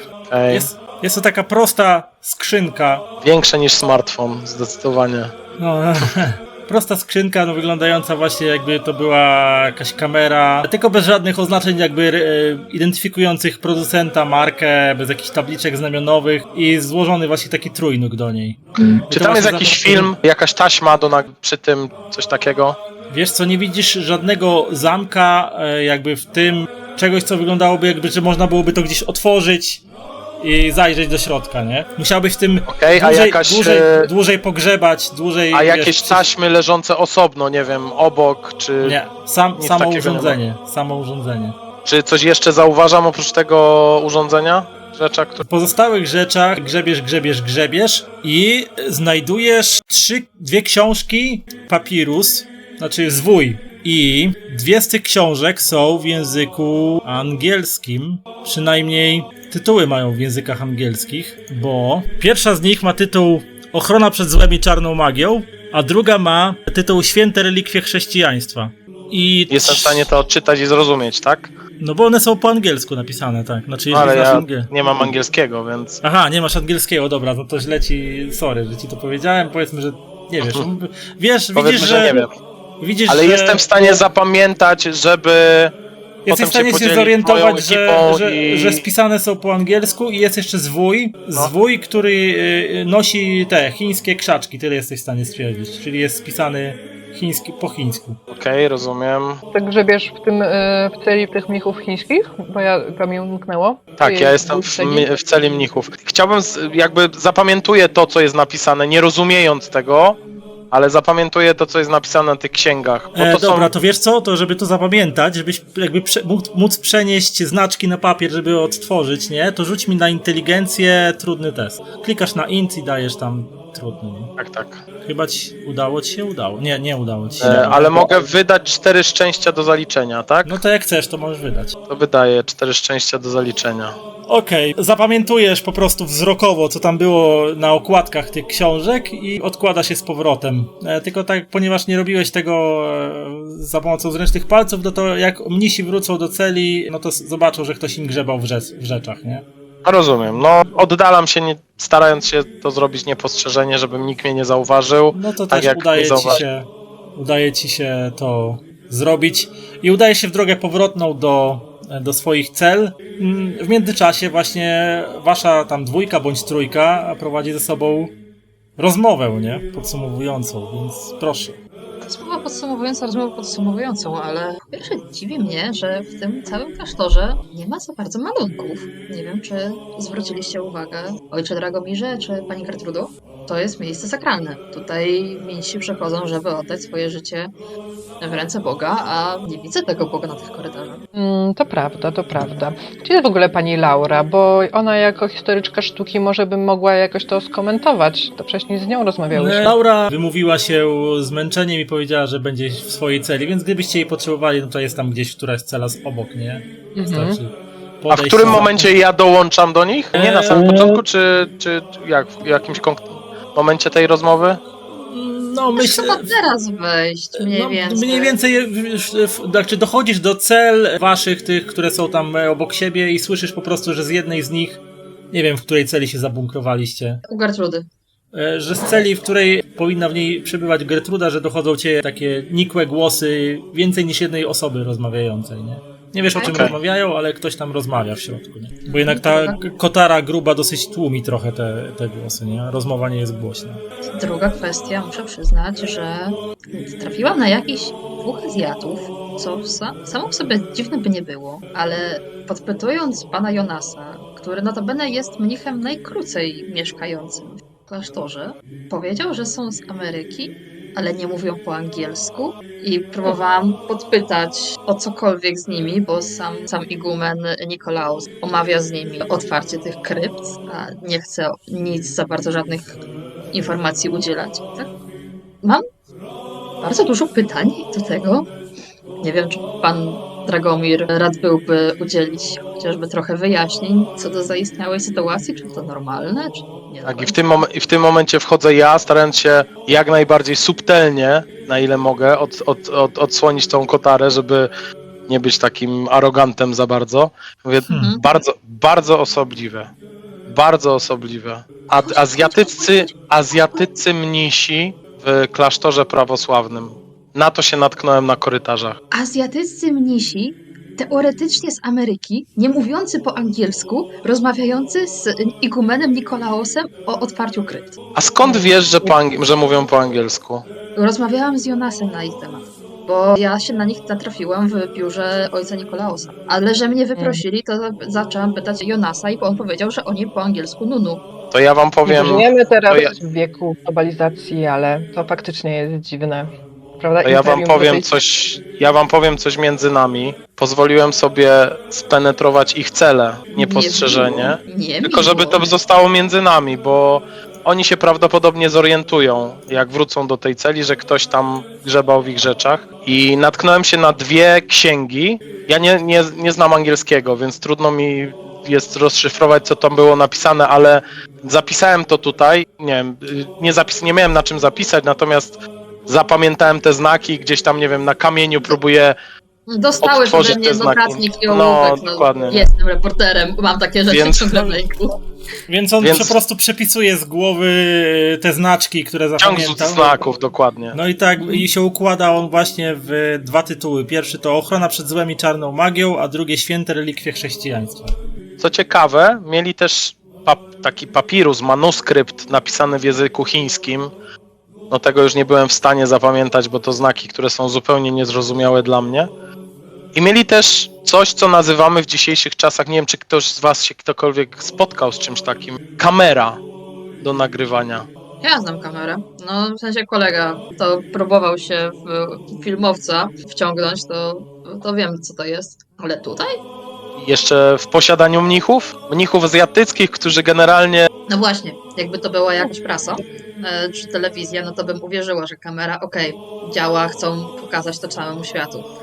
Ale mnisi? I do No tego... wiecie, jednak Chiny swego czasu przodowały w technologii. Może jednak z tą kamerą też są szybciej niż świat zachodni. Kto A wie? czy ja byłem w stanie zapamiętać producenta tej kamery? Nie było żadnych oznaczeń na niej. Nie było Z jednej oznaczeń, nie strony- było tabliczki znamionowej, nie było loga, nic nie było. Z jednej strony to wydarzenie, w którym mamy uczestniczyć, jest zaiste podniosłe i być może warte uwiecznienia takimi nowoczesnymi technikami. ale nawet się zastanawiam się, dziwi mnie, żeby Przeor miał nie mieć nic przeciwko czemuś takiemu, czy to nie byłoby jednak czymś wbrew zasadom ukrywanie tego typu wydarzeń. Generalnie mi pozwolono robić zdjęcia. Wydaje mi się, że nie mają nic przeciwko uwiecznianiu tego klasztoru. Natomiast w tym momencie zaczęłam jeszcze więcej dywagować nad tym, że po pierwsze niby nie mówią po angielsku, ale książka angielskojęzyczna, tego co widzę u nich jest. Po drugie, tak jak pani Gertruda to chyba sugeruje na tłumaczenie, ochrona przed czarną magią? Przed jaką magią? To rozmawiajmy poważnie. Okej, jesteśmy w punkcie sakralnym, ale dalej magia jest wśród raczej... Mhm. No właśnie, ta druga książka, Święte Relikwie Chrześcijaństwa, to ona jest jak najbardziej na miejscu. Szczególnie no właśnie dzisiaj penetrując bibliotekę i przeglądając manuskrypty, właśnie też na ten temat jakieś wzmianki natrafiłam na takowe, związane zresztą ze świętymi Cyrylem i Metodem, jakże zasłużonymi tutaj dla tej części świata i rozwoju chrześcijaństwa. Ale no więc gdzie święty Cyryl i Metody? A gdzie czarna magia i zło? To zupełnie do siebie nie przystaje. Swoją drogą, pani Gertrudo, ta kronika, co jest na środku, ta duża, to klucz do niej też będzie mieć pan Nikolaos. A ciekawi mnie to, ponieważ chciałam się wczytać troszeczkę w zapiski osób, które pozostały w klasztorze w momencie, kiedy ci dwaj się zaburowali. Mówiąc szczerze, jestem bardzo ciekawa, czy na przykład dało się słyszeć z tych celi jakieś dźwięki, czy próbowali się znowu komunikować. Fajnie by było uzyskać dzienniki z tamtego okresu. To prawda, Coś, co dla mnie jest nie do pomyślenia, ale ja się obawiam, że tutaj może dojść do jakichś praktyk nekromantycznych, biorąc pod uwagę Już między bajki, Na jakiej podstawie? na podstawie informacji, które żeśmy do tej pory zgromadzili. A to jest w ogóle ciekawe, że osoba, która twierdzi, że jest asystentem profesora archeologii z Uniwersytetu w Zagrzebiu, nagle wspomina o praktykach nekromanckich. To tak normalnie, bez jakiegokolwiek... Wiesz, to nie oznacza, że ja wierzę w takie rzeczy jako ten bohater, natomiast mam świadomość, że takie sekty istnieją i mogą tego typu praktyki występować. Co prawda, A ja dalej twierdzę, włóżmy to między bajki i takie rzeczy się nie dzieją. Bajki mogą występować, ale praktyki nekromantyczne w sektach różnego rodzaju mogą prowadzić do chociażby pozbawienia kogoś życia w imię próbowania uprawiania tego typu rzeczy. Dlatego Okej. Jeszcze jedną rzecz. Jak tak sobie rozmawiacie i między innymi właśnie rozprawialiście o tych tajemniczych i dziwnych chińskich mnichach z Ameryki, to kto jakoś tam głębiej się chce na tym zastanowić, to bym prosił o rzut ekstremalnie trudny na inteligencję. Chętnie. ja również. chcą myśleć. Myśleć na sesji trzeba. Gdzie jest inteligencja? Ale dlaczego Nie. kości mnie dzisiaj nienawidzą? Ekstremalnie trudny, tak? Mhm. Nikt chyba. Ty, Gertrud? O, Gertruda. Nie. Jest Nie, to blisko, jest- ale jest no. blisko. Nie. Może jak tam dopalisz szczęściem, to może. Ile mi brakuje No to kliknij tam Ile? na rzut 10. i się rozwinie. Momencik na rzut. 10 punktów ci brakuje z tego, co widzę. Chyba, że ja mogę forsować. Wydaj 10 szczęścia. Dobra, wydam. Wydam 10 Okej. szczęścia. Wiesz Kam. co, Gertrudo, zdajesz sobie sprawę, czekaj, ty widziałaś tych chińskich mnichów? Nie widziałaś. Ja tylko o nich słyszałam. Czy ja mam ręcznie sobie to szczęście odjąć Nie, z ono karty? ci odjęło ci już. Tak? No. Nie. No dobra. W każdym razie, bazując na tym, co Wiedziałam. o tych chińskich mnichach powiedziała ci Dalia, wspominał Branisław, coś ci się kojarzy, tak 5 przez 10, że ci mnisi nie byli ubrani w tradycyjne szaty buddyjskich mnichów. Nie ta kolorystyka, nie te wzory, To może na podstawie naszych opisów Mm. chyba to wnioskujesz. no, na podstawie opisu. Mhm, Na podstawie bo- waszych opisów wnioskuję, że ci mnisi nie byli ubrani w tradycyjne buddyjskie szaty mnichów. Oni w ogóle A czym to się różni? mnisi W sensie- mnichami, w sensie tu są mnisi, w Chinach są mnisi, ale mnich do mnicha. Co to za mnisi właściwie? Jakiej denominacji? Pani Gertrudo, mam teraz jeszcze więcej pytań i najchętniej to ja bym z nimi porozmawiała. Najchętniej bym też zobaczyła, ale ten klasztor nie jest jakiś taki wielki, żebym nie miała na nich się natknąć lada chwilę. Niestety Może obawiam się, że to, że oni mówią po angielsku, a myślę, że jesteśmy o tym przekonani, to skrzętnie będą starali się to ukrywać. nie sądzę, żeby bez użycia jakiegoś podstępu udało nam się z nimi porozmawiać. Nikt z was Za nie kiedy umie jest chińskiego, nie? przewidziany? Dragoch Nie. przez całą tą rozmowę miał bardzo mocno zmarszczone brwi i słuchał do tej pory uważnie.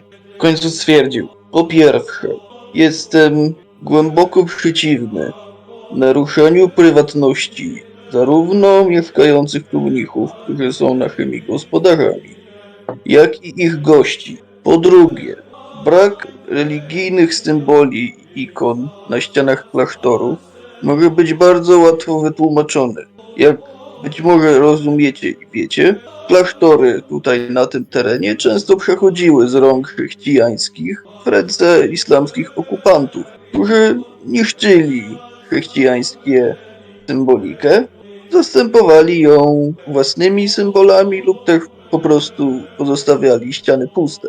Po trzecie, nie wiem na jakiej podstawie wyciągają Państwo wnioski tak daleko idące i wymyślacie teorie spiskowe oparte wyłącznie domysłami. Praktyki nekromantyczne? Czy Pan mówi poważnie? Czy Pan ma w ogóle pojęcie, o czym Pan mówi? No akurat tutaj to pan szuka cudów, a nie ja. Nie, proszę Pana. Ja weryfikuję cuda. Ja jestem wbrew pozorom człowiekiem nauki. Ja zapytam z innej beczki, czy ze względu na to, jaki komentarz tutaj pan pozwolił sobie się podzielić z nami, to czy pan złoży zawiadomienie, że naruszyłem prywatność mnichów? Bardzo poważnie to rozważam.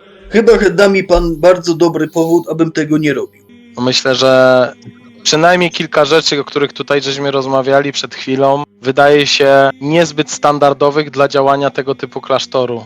Czy nie zgodzi się pan ze mną, biorąc pod uwagę, że zna pan zasady działania tego typu miejsc? Proszę Pana, jakich dokładnie zasady zostały tutaj złamane działania klasztoru? No, czy jest to standardowe, że w klasztorze prawosławnym przebywają ludzie podający się za azjatyckich mnichów? A czy ma Pan dowód, że nie są azjatyckimi mnichami? Dowód, że nie są azjatyckimi mnichami? Dokładnie. To nie ma żadnego znaczenia przecież w tym momencie. Jeżeli mogę, panowie, Proszę Pana, bo jeżeli niech mogę, Pan panowie. spojrzy na nasze towarzystwo. Panie Dragomirze, Wszyscy proszę. jesteśmy tutaj. Panie Dragomirze, gośćmi. proszę. Słucham. Jeżeli mogę, panowie, bo jak najbardziej rozumiem niechęć pana Dragosa do, czyżby jakby nie patrzeć włamu, moja też występuje, ale dopóki nie stwierdzimy, że ci panowie Azji, czy tam z Nowego Jorku, bo to zostało mi zasugerowane, są dokładnie na miejscu i absolutnie nieszkodliwi, dopóki nie wyjaśnimy jednej lub drugiej strony, ja bym tego nie zgłaszała. Bo dla mnie osobiście ci panowie są dość podejrzani i jestem zaniepokojona, że z nami tu przebywają, szczególnie, że nie mamy czegoś takiego jak alternatywna droga ucieczki. Nie mówię, że są groźni dla naszego zdrowia i życia, ale sama pani Gertruda zweryfikowała, że kolory ich szat się nie zgadzają. My usłyszeliśmy, że nie mówią po angielsku, chociaż pochodzą z Stanów Zjednoczonych, co mi się wyklucza w ogóle. Chciałabym wiedzieć, co dokładnie tu robią, po co tu są, dlaczego tu są i przede wszystkim, co zamierzają zrobić z faktem otwarcia krypt. Z drugiej jeszcze strony jedna- wydają się tutaj zaproszenia, wydają się tutaj dobrze znać z Przeorem i być na jego, przybywać tutaj na jego czyżby zaproszenie, więc jeśli tutaj z drugiej strony gospodarz nie widzi niczego dziwnego. Ogólnie jest to dosyć osobliwa i dość podejrzana sytuacja, w której mamy mnichów azjatyckich pochodzących z Nowego Jorku, pochodzących z tego samego miejsca, z którego przyjechali do nas państwo Kirś. Państwo Kirś, którzy tylko małżonka Laura podążyła za nami do klasztoru, a pan o imieniu Edgar, tak, jeżeli dobrze pamiętam, pan Edgar Kirś pozostał tłumacząc się chorobą, przy czym nie była to jakby, ja miałem tą przyjemność, żeby odwiedzić go w jego pokoju we wsi, w której byliśmy i on nie sprawiał wrażenia chorego. Przynajmniej na końcu, jak wychodziliśmy, to zobaczyłem w jego wzroku taką zmianę aparycji, zmianę wyglądu, że już się cieszył, że wychodzimy i ta choroba z niego momentalnie zeszła. Zresztą wspomniałem o tym pani Idali w tamtej sytuacji. Sugeruje pan, że przebył przez cały Atlantyk i później telepał się na tych cholernych, pardon my French, mułach przez tydzień po to, żeby zrezygnować tuż u kresu podróży? Jaki byłby jego interes? Nie jest to dziwne, nie? Nie jest to dziwne? Jeżeli założymy, że faktycznie zrobił to celowo, to faktycznie jest to dziwne. Jakby napad choroby w takich warunkach w jego wieku dziwnym nie jest. Ale jeżeli faktycznie został tam specjalnie i wysłał tutaj tylko swoją żonę, to by miało nim kierować nimi. No chciałbym to rozwiązać.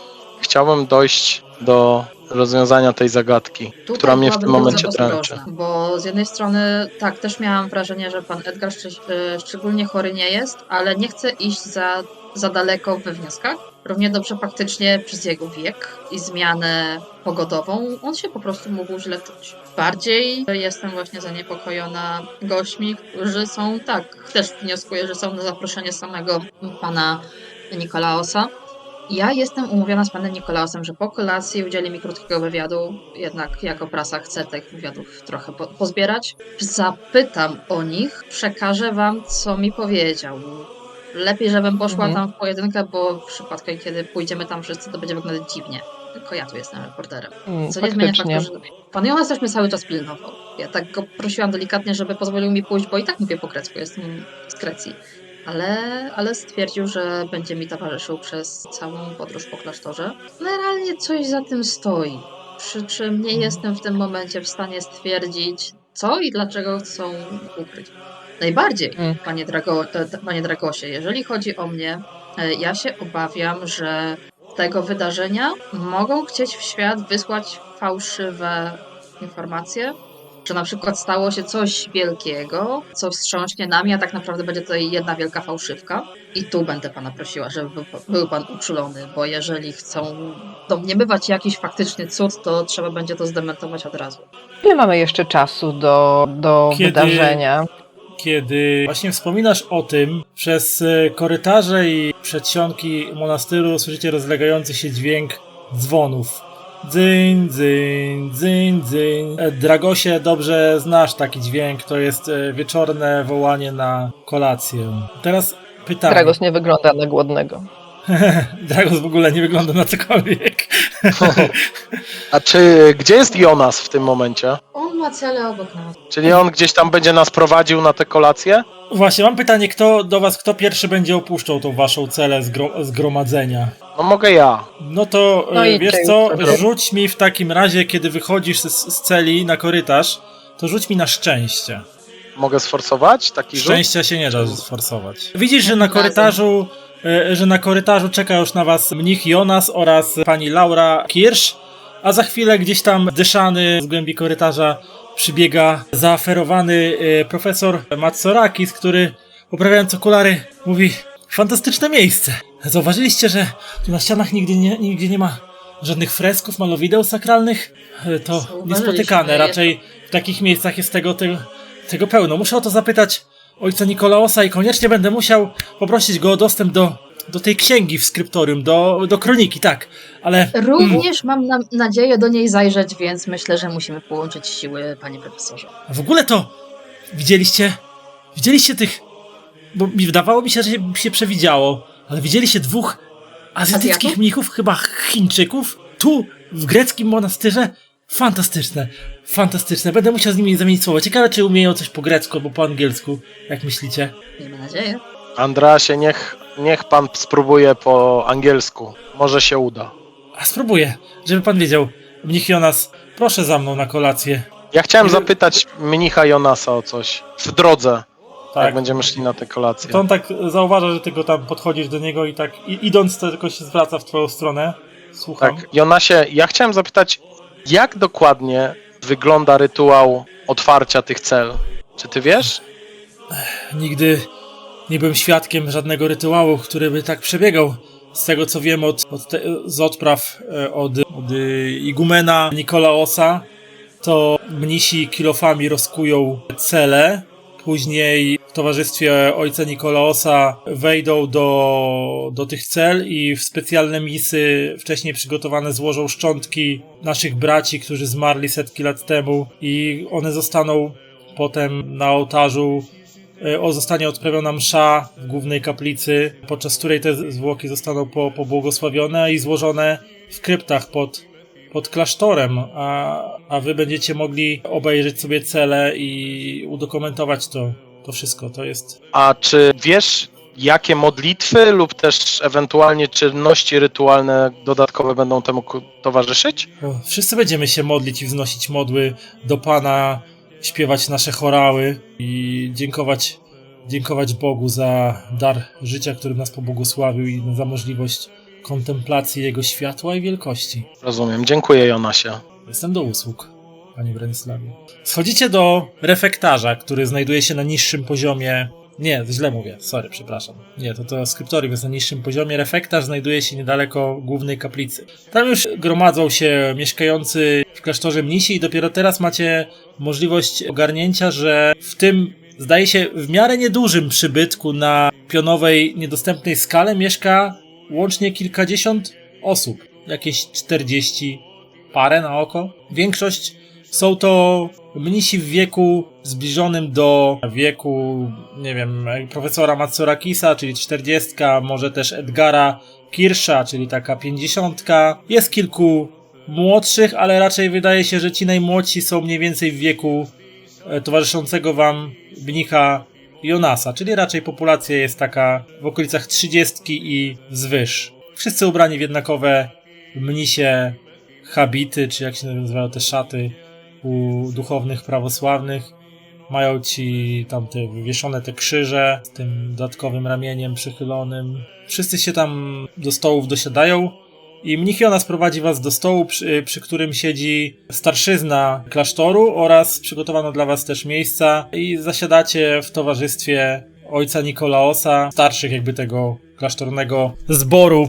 Oczywiście zanim zasiędziecie do posiłku, ojciec Nikolaos i wszyscy mnisi stają i on odprawia zwyczajowe modły, dziękując Panu za możliwość, co znają grecki, to oczywiście mogą wsłuchać to, co on mówi. I odprawia całą liturgię tą dziękczynną za możliwość przeżycia kolejnego dnia i chwalenia Pana i za to, że mogą zjeść posiłek kolejny i za przeżyty po prostu dzień dziękują. I po skończonej modlitwie ojciec Nikolaos wskazuje wam, żebyście też możecie zasiąść. I posiłek jest prosty, nie ma tutaj jakby nic nadzwyczajnego w prostych, nie ozdobionych drewnianych miskach z drewnianymi sztućcami. Macie po prostu jakieś tam pieczywo, jakieś potrawka z jakiegoś tam mięsa, czegoś, nie wiem, kurczaka czy cokolwiek, jakieś proste warzywa ugotowane, nic takiego nazbyt wyszukanego, za to... Powiedz mi tylko, bo w sumie nurtuje mnie to bardziej jako gracza. No. To są posiłki szykowane przez to, co sobie oni wyhodują na miejscu? Czy Być mają może... ogrody, fermy i tak dalej? Czy Na raczej... tych skałach? Na tych skałach nie, to raczej są rzeczy, które po prostu gdzieś tam muszą sobie sprowadzać, być może z wioski, a wioska może sprowadza dla nich gdzieś tam z dalszych rejonów Grecji, nie? Okej. Na pewno ten klasztor musi mieć gdzieś swój jakiś magazyn, oprócz tego, wiadomo, kuchnię i tak dalej, i tak dalej. Dobra, no to nie wiem, czy w trakcie posiłku chcecie z kimś rozmawiać, o coś pytać, czy po prostu spożywacie i ewentualnie po posiłku będziesz chciała rozmawiać z Nikolaosem. Tam też niedaleko, tylko jakby po przeciwnej stronie od was, obok ojca Nikolaosa zasiadają ci dwaj azjatyccy mnisi, którzy tam wyciągają swoje pałeczki gdzieś tam z tych połów swoich szat i zajmują się wcinaniem też tego posiłku, nie? Zawsze do każdego tam, tak. do towarzyszących im wkoło mnichów tam się uśmiechają i tam, wiecie, tymi swoimi zróżonymi oczkami, tak. Najpierw to jedzą. Gertrudę delikatnie podpytam szeptem, czy jest pewna, że kolory tych szat faktycznie nie wskazują na żaden klasztor, czy... Gertrudo, rzuć na inteligencję z kością premiową, skoro masz ich teraz naocznie przed sobą. Okej. Inteligencja. Kość premiowa +1. Jesteś ewidentnie pewna, że... Bo trochę czytałaś gdzieś tam chcąc nie chcąc o różnych kulturach, o różnych wierzeniach i wtem też miałaś jakieś tam książki, podręczniki odnośnie kultury chińskiej. Nawet może kiedyś myślałaś zanim Egipt cię wciągnął i tamte rejony świata, myślałaś o wyprawie na Daleki Wschód, więc coś tam poczytałaś i na pewno nie są to, przynajmniej sądząc po ich strojach i kolorystyce tych strojów i zdobieniach na tych pasach ich, nie są to mnisi z zakonów buddyjskich, przynajmniej tych tobie znanych, ani też na pewno mnisi wojownicy z zakonu Shaolin, bo też całkiem noszą inne kolory strojów i inne te kroje, nie? I tak dalej, więc ani to nie jest kult Buddy, ani to nie są mnisi Shaolin, nie? A jakie są kolory ich strojów, tak notabene? No, takie jak na tym obrazku, nie wiem, czy już powyłączaliście ten obrazek, czy... A ten obrazek nie był czarno-biały? Nie, No, nie. on był kolorowy. Te kolory były głównie No czerwonawe. to jeszcze raz ci Okej, wyświetlałem. Takie ciemno-bordowe, nie? Mhm. Ja generalnie... A mnisi buddyjscy, ludzi. mnisi Shaolin to mają raczej takie wieśniejsze, jakieś pomarańczowe, jakieś takie lekko brązowe, takie o. No tak. Ja tam podpytam okolicznych mnichów, co akurat mieli przyjemność z nami siedzieć. Bardziej trochę o życie, żeby uspokoić ich czujność, czy po prostu o codzienność w klasztorze, jak się odnajdują i tak dalej. Ale też delikatnie zapytam, czy często ci panowie, co dość niecodziennie wyglądają, czy często tutaj bywają, czy na przykład są tu pierwszy raz, albo co o nich wiedzą. Dobra, to na urok osobisty rzuć. Nie mogę na perswazję, na gadaninę. To ewentualnie na gadaninę. Może na urok osobisty właśnie. Oni tutaj już dawno kobiety nie widzieli, może by zadziałało. Wiesz co, tylko ja w urok Są osobisty mnisi, jak nie raz- wiem czy oni zwracają na takie rzeczy uwagę. Na urok osobisty właśnie mam bardzo niewiele. Gadanina. Wiesz co, dajesz się w te pogawędki z nimi. Mnisi na początku z pewną rezerwą do ciebie podchodzą, bo raz, że jesteś kobietą, więc czymś rzadko przez nich widywanym, znaczy kimś rzadko przez nich widywanym, a dwa, też nie jesteś jakby... Ewidentnie po twoim zachowaniu widać, że nie jesteś powiązana jakoś specjalnie z rejonami około kościelnymi, więc i smacznego przy okazji. Dzięki. Więc na początku z pewną rezerwą i nieśmiało z tobą rozmawiają, ale ogólnie dowiadujesz się, że no bardzo dobrze im się tutaj żyje, mimo że jest życie dosyć tutaj takie proste i surowe, ale jest spokojne. Mają czas na kontemplację, mają czas na modlitwę, uczą się tych swoich języków tego cerkiewno-słowiańskiego, przepisują teksty, prowadzą proste, niewyszukane życie, z którego są zadowoleni, cieszą się ze swojego powołania religijnego, natomiast jeżeli chodzi o mnichów z Azji, no to wszyscy są zaskoczeni i są zdziwieni, że ojciec Nikolaos zna takie osobistości i dowiaduje się, że zdarzają się goście, którzy odwiedzają klasztor raz na jakiś czas. To nie tak, że oni przez lata żyją w odosobnieniu i nikt się tutaj nie pojawia. Raz na jakiś czas czasami pojawią się goście, czasami ktoś nawet na własne życzenie chce po jako turysta sobie odwiedzić taki klasztor i za pozwoleniem igumena, tak, można takiej jakby turystycznej wizyty też zaznać, natomiast azjatyccy mnisi są tutaj pierwszy raz w życiu, przynajmniej dla tych mnichów, z którymi zdołałaś porozmawiać tutaj przy stole. Okej, dobra. Dzięki śliczne. W sumie dopytam tylko, czy oni są od niedawna, czy na przykład są... Nie, no najmłodszy z nich to mieszka tu już 15 lat, więc... O Azjatów pytam. O Azjatów. No to Azjaci przybyli może kilka dni przed wami. Okej, dobra. Dzięki śliczne i kontynuuję rozmowę, bo ja tak chcę sprawiać wrażenie. Jestem zresztą osobą sympatyczną, towarzyską, więc z miłą chęcią trochę się o nich dowiem. Na pewno też nieczęsto mają możliwość komuś poopowiadać tak po prostu o tym, co ich otacza. I tak myślę, że kolacja sobie spokojnie upływa. Kolacja sobie spokojnie upływa. Coś mówiłaś, Gertrudo, tak? Powtórz. Kiedy będzie miało miejsce to wydarzenie odmurowania? Jutro? Czy...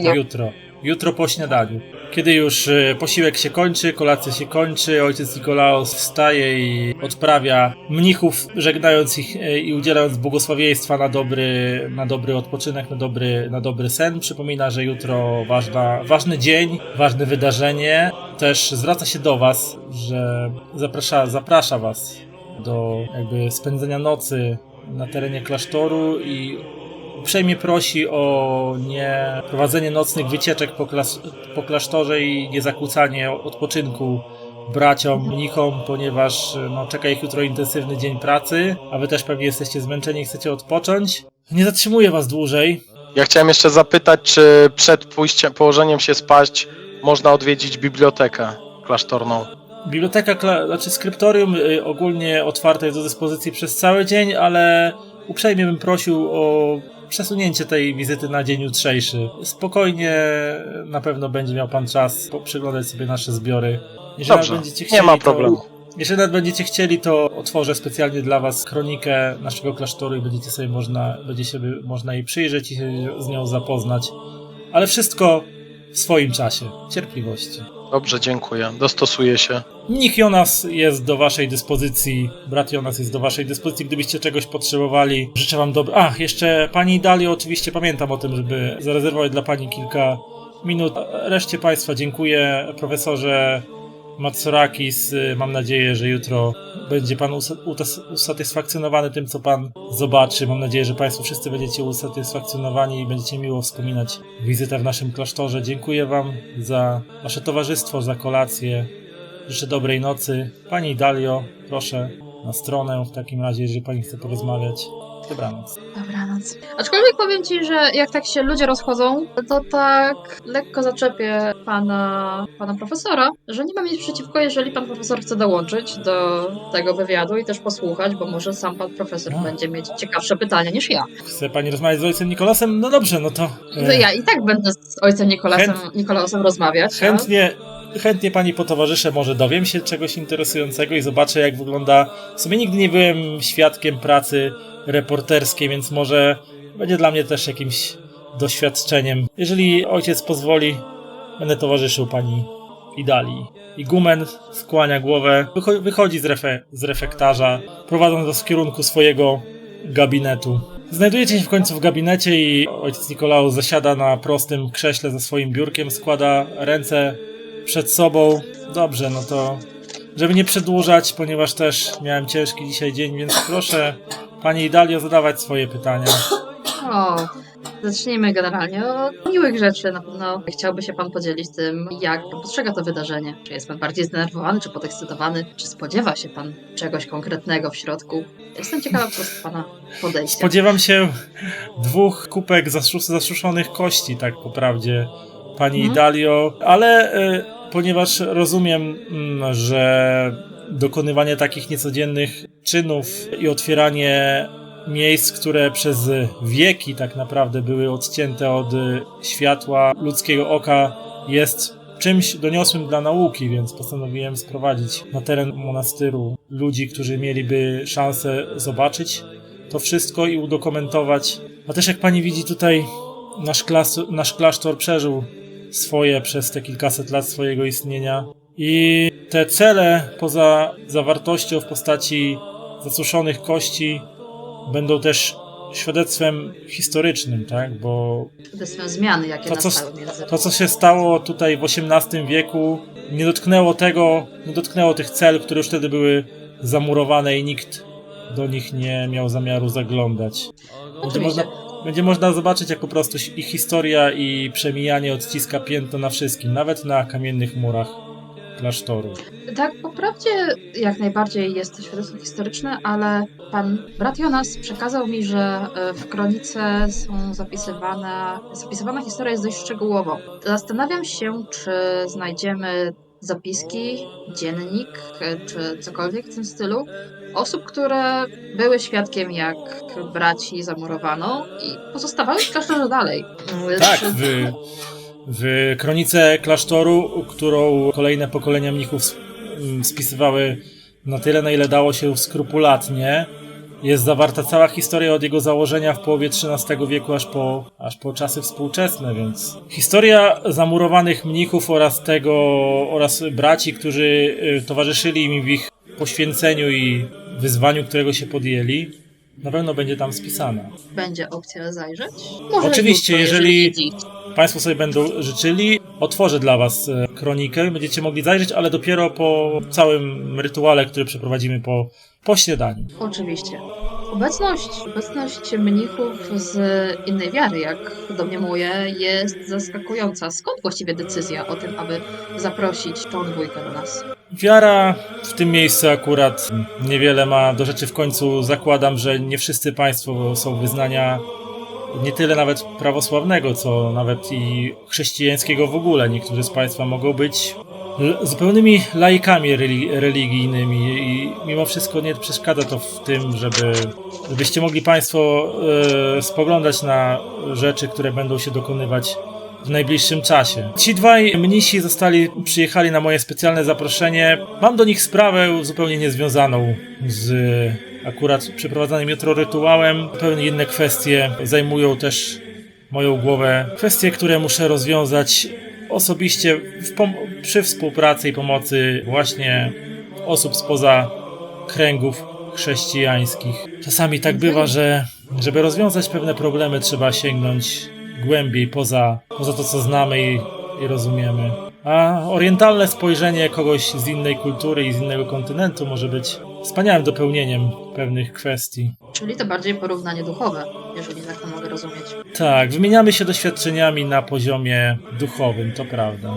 Panie Matsuraki, jeżeli już mi to pan towarzyszy, czy są jakieś merytoryczne bardziej pytania, które powinny zostać zadane z perspektywy naukowej? Ja jestem ciekaw, igumenie, co się stało z freskami i malowidłami tutaj, zdobiącymi ściany tego monastyru.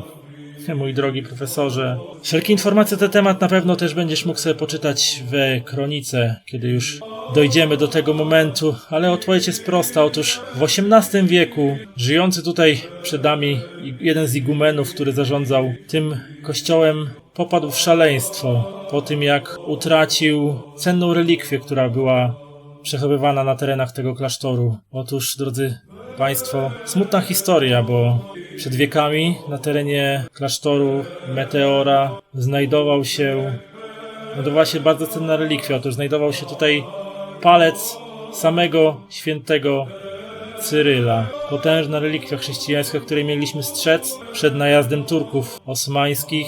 I cóż, stało się tak, że jeden z najazdów i oblężeń trwał wiele miesięcy i czasy były tak ciężkie, że doprowadziły tamtejszego igumena do utraty władz umysłowych i szaleństwa. Ukrył on gdzieś na terenie klasztoru palec świętego Cyryla, żeby ochronić go przed Turkami, których jak mniemał w końcu zdobędą klasztor, ale nigdy to nie nastąpiło, a później nie był w stanie sobie przypomnieć, gdzie ów palec schował. Szukamy go do dnia dzisiejszego i nigdy go nie znaleźliśmy.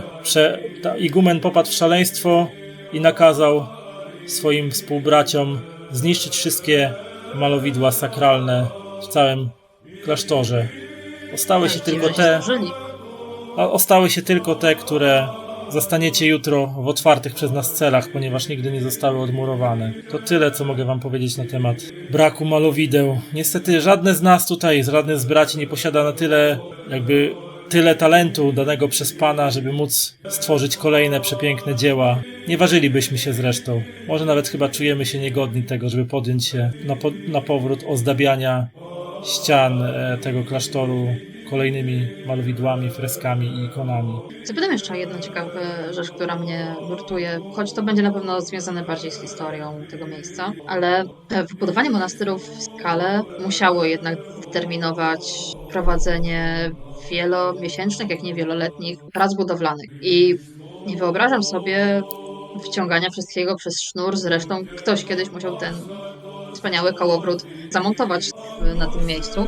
Zastanawiam się, jaką drogą wtedy budowniczowie wchodzili i czy ta droga zachowała się, czy może jest zasypana. Jak to wygląda? Pierwsze zapiski dotyczące historii tego miejsca zaczynają się dopiero po zbudowaniu klasztoru, więc w kronice niestety nie ma żadnych informacji, w jaki sposób klasztor został tutaj postawiony i jakie były drogi dojścia. Proszę też brać pod uwagę, że minęło kilkaset lat, jednak czas robi swoje także ze skałami. Być może były tutaj jakieś ścieżki, może gdzieś kiedyś były jakieś formy schodów albo czegoś, co wykuto w skale, a przepadło przez wieki, chociażby zniszczone przez Turków. Czyli geologowie musieliby na to spojrzeć, albo chociażby pan Bronisław, bo on jest ze strony archeologii od nas. Odkąd pamiętam, funkcjonujemy za pomocą tej sznurowej windy. Nie jest to przyjemne, nie jest to może najłatwiejszy sposób komunikacji ze światem i transportu wszystkiego, co nam potrzebne, ale już tak się przyzwyczailiśmy, taka już jest tradycja. ja zerknęłam jeszcze na profesora. No profesor to też siedzi raczej zasłuchany w twoje pytania oraz w odpowiedzi ojca Nikolaosa i tak wiesz, tak na ciebie, na niego i tak słucha z taką półotwartą buzią, ewidentnie jest zafascynowany, co jakiś czas ściąga okulary i tylko przeciera sobie tą chusteczką i potem spada na nos. Fascynujące, to jest tylko fascynujące, powtarza. Dopytam tylko, konkretna data odmurowania została nadana przez mnichów, którzy się poświęcili, czy ta decyzja została podjęta na przykład niedawno? Nie, w sumie tak na chwilę zawiesił głos. Nie, podjąłem decyzję na przestrzeni ostatniego roku, że to już ten czas. Powiedzmy, że poczułem natchnienie, być może w jakiś sposób to natchnienie wetchnął we mnie Pan, kto wie. Mam nadzieję, Poza że tym- nie ma to... Poza tym nasza populacja co jakiś czas się zwiększa, przybywają mnisi delegowani z innych rejonów albo po prostu, którzy chcą akurat w tym miejscu spędzić swój żywot i no klasztor się nie rozciąga, wie pani, no i te dwie cele mimo wszystko by się przydało, żeby mogły funkcjonować jako normalne cele dla naszych braci. No właśnie, miałam zapytać, czy cele zostaną potem przywrócone jako... Tak, oczywiście dokonamy oczyszczających Odrestaurowania? jakichś prac, odrestaurowujących, zakonserwujemy te zabytki, które tam się znajdują, no i po prostu bracia jacyś dostaną przydział, żeby sobie tam mieszkać. Zdezynfekujemy, bo oczywiście wiadomo, kości i tak dalej, ale prędzej czy później zostaną one oddane do użytku. Zmetagajmuję troszeczkę, ale drużyno, czy jest jeszcze jakieś pytanie, które w tym momencie powinnam zadać jako reporter? Igumen wie, albo powiedzmy, jak wygląda rytuał odmurowania. To już Okej. mówiłem. Ale to Jonas dokładnie opisał? To, co on mówił, to Igumen nie ma nic więcej do powiedzenia w tym temacie? To doda, że jeżeli Idalia się o to pyta, że po prostu będzie rozkucie cel z użyciem kilofów, oczywiście. Potem będzie wejście igumena wraz z innymi starszymi mnichami i odpowiednie modłów z kadzidłami, żeby odpędzić ewentualnie jakieś tam złe duchy i tak dalej. By sakralnie znowu natknąć to miejsce energią świętą i później kolejni mnisi wejdą z misami, do których zostaną skrupulatnie przeniesione kości zmarłych. Potem zostanie miejsce tam jakoś obczyszczone, gdzie oni tam dokończyli żywota i będziecie mogli wejść i podziwiać, co zostaniecie w tych celach, nie? A później cele zostaną tam otwarte, żeby się przewietrzyły, będą tam też czyszczone i konserwowane i po jakimś czasie oddane do użytku. To jest stricte bardzo skrupulatnie przygotowane, czy możemy liczyć na jakieś odstępstwa od tego? Czy jeżeli coś się innego wydarzy w trakcie tej ceremonii, to będzie to od razu spostrzeżone przez uczestników, szczególnie przez mnichów, czy będzie to do przyjęcia, że tak powiem? Tylko co miałoby się wydarzyć jeszcze? Pytam. No, Nie przewidujemy przykład- żadnych ekscesów. Właśnie, czy jeżeli... na przykład jakieś Daj mi wrócić. Czy jeżeli na przykład malunki, które domniemuję, że mnisi, którzy zostali zamurowani, mogli w pewnym momencie tworzyć jakieś malunki albo jakieś zapiski na swoich notatkach, czy jeżeli odkrycie ich przemyśleń będzie szokujące, czy wtedy prace zostaną wstrzymane, czy czegoś pod tym względem się pan nie obawia? Mam nadzieję, że nic takiego się nie wydarzy. Raczej nikt z braci by się na takie coś nie poważył. Jeżeli by się zdarzyło coś niespodziewanego, będziemy oczywiście reagować w sposób adekwatny do sytuacji, ale nie widzę możliwości, żeby się wydarzyło coś, co mogłoby przeszkodzić w całości tej operacji. No chyba, że państwo macie jakieś zamiary co do Ja tu przeszkodzenia. tylko notuję i mam aparat fotograficzny. To bardzo proszę o przemyślenie ewentualnie wszelkich swoich postanowień i zaniechanie czegokolwiek, co mogłoby godzić w święte imię Kościoła prawosławnego oraz w całość tego przedsięwzięcia. No dobrze, pani Dalio, panie profesorze, jeżeli to już wszystko, to bardzo bym prosił o udanie się do swoich cel i pozwolenie mi również zażyć trochę odpoczynku, bo jednak kolejne dni czekają nas równie pracowite, co i dzisiaj. Widziałam jeszcze, że Gertruda coś próbuje mówić, pewnie miała propozycję pytania, tak tylko odciągnę ją. Nie. Czy generalnie pochwaliłam cię za wybór pytań? Były bardzo insightful A poza tym nie, ja sama nie wpadłam na nic więcej. Mam Ja nadzieję, natomiast że... jeszcze jakby tworząc akcję równoległą albo wątek równoległy, my wracamy z kolacji do swoich cel, prawda? I ja pozwolę sobie zapytać panią Laurę, która wraca z nami, bo ona jest historykiem. Ja pytam po prostu jakby wprost, czy pani Lauro, czy jako historyk sztuki nie uważa pani, że to jest dziwne, że tu nie ma żadnych fresków na ścianach? Kobieta wydaje się trochę zaskoczona w ogóle, że zagadujesz ją, bo do tej pory jakoś specjalnie nie konwersowaliście ze sobą, więc jest trochę zaskoczona. Tak, jakoś taka zaskoczona i może nawet taka trochę zmitygowana tym twoim pytaniem. Tak przystaje na chwilę i zastanawia się dłużej. Na ile mi wiadomo, akurat historia sakralna Kościoła prawosławnego to nie było elementem przedmiotu, którego się uczyłam w jakimś dużym stopniu, ale o ile mi wiadomo, raczej to nie jest często spotykane, no chyba, że ktoś specjalnie to zniszczył, może faktycznie, jak tu mówił, chociaż ona wtedy nie była przy was, akurat Dragosz. Jeżeli któryś z najazdów islamskich Turków tutaj miał jakby miejsce i jakby został klasztor zdobyty, no to mogli zniszczyć, no bo znani są z tego, że lubią niszczyć symbole innych religii niż ich własna, natomiast chyba tylko szaleniec mógłby się na to powziąć, jeżeli nie zrobili tego Turcy. Ale nie widzi pani w tym nic takiego dziwnego, No, jeżeli nie byliby jak to dla Turcy. mnie nie wygląda to na aktualną robotę, to raczej dzieło sprzed wielu, wielu lat, więc to stało się już dawno temu, więc wątpię, żeby coś ci aktualni tutaj mnisi mieli coś z tym wspólnego, oni po prostu nic z tym nie zrobili, proszę pana. Rozumiem. Dziękuję pani Lauro. Życzę udanego wypoczynku. Dziękuję i dobranoc. Myśmy wrócili. Pytanie, czy profesor... No właśnie, wracacie z profesorem Matsorakisem. Jego cela jest akurat jedna z pierwszych tutaj w tym rzędzie cel, które do was należą.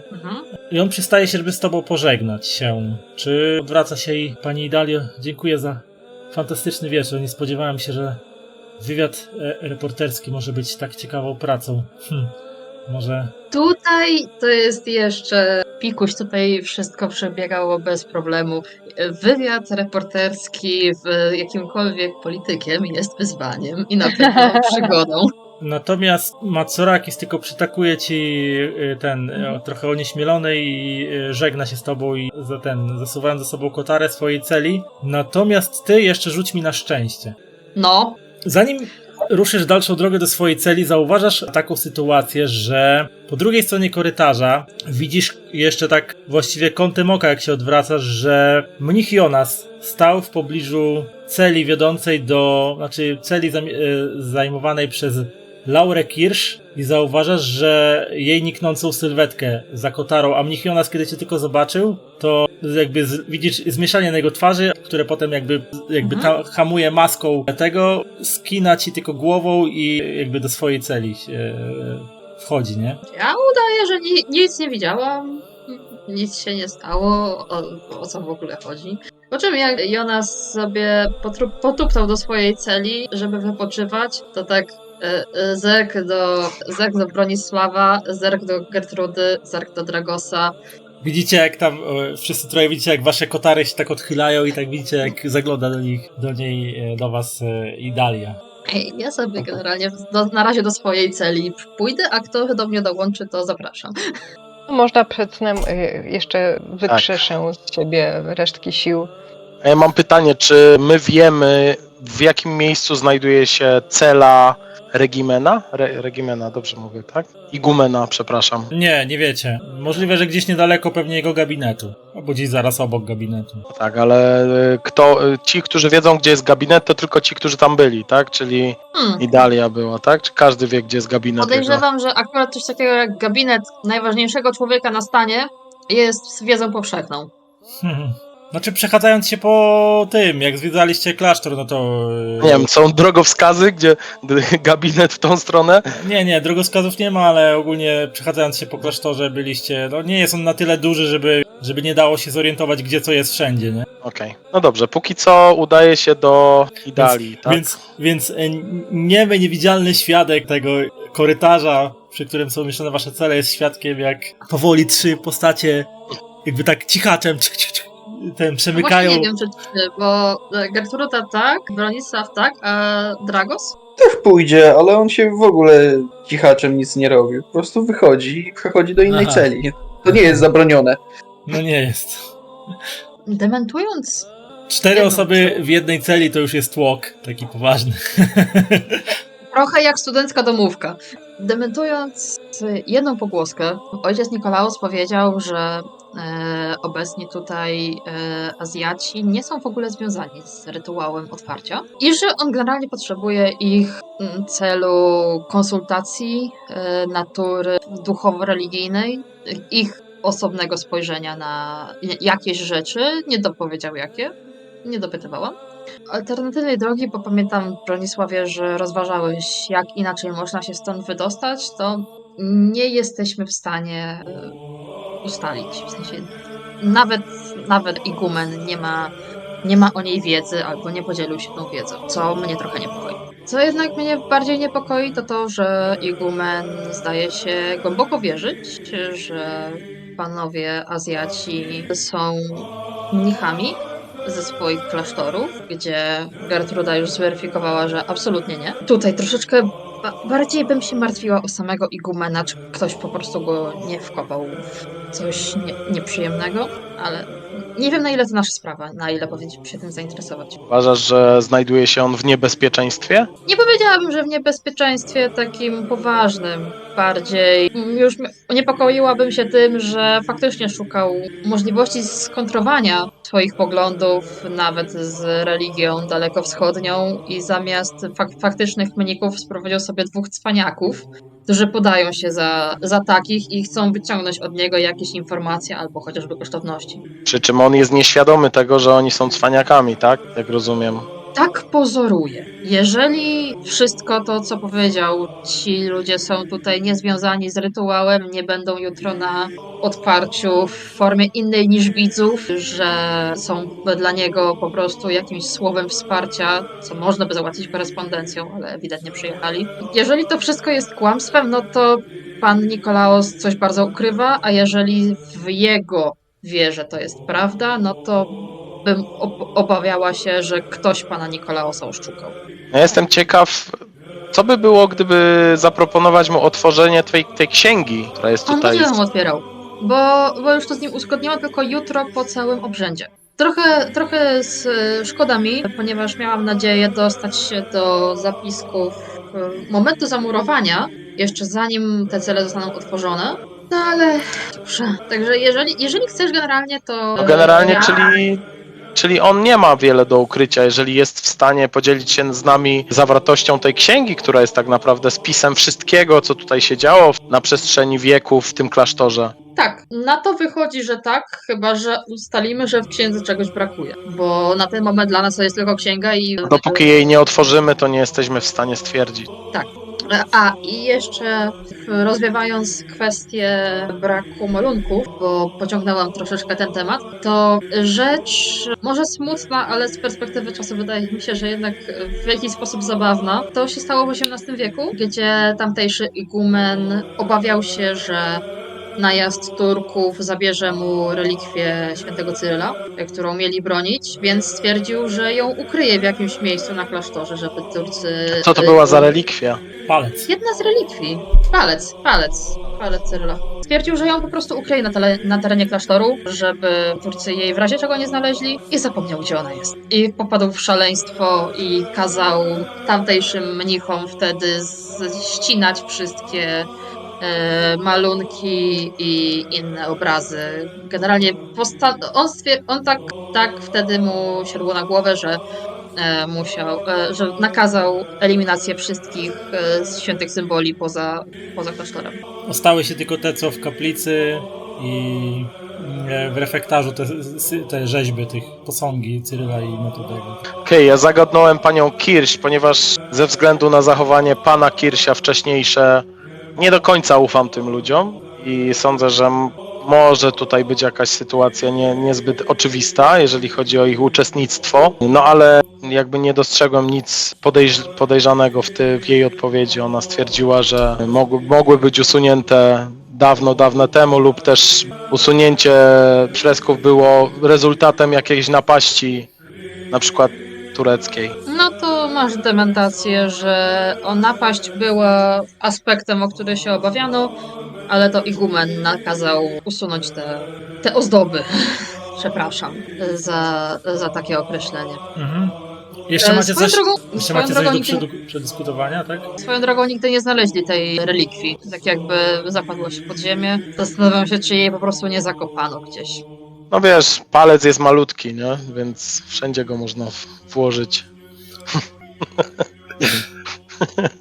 Czy zatem Niemniej to jednak skończyliśmy z fascynujące. teoriami spiskowymi?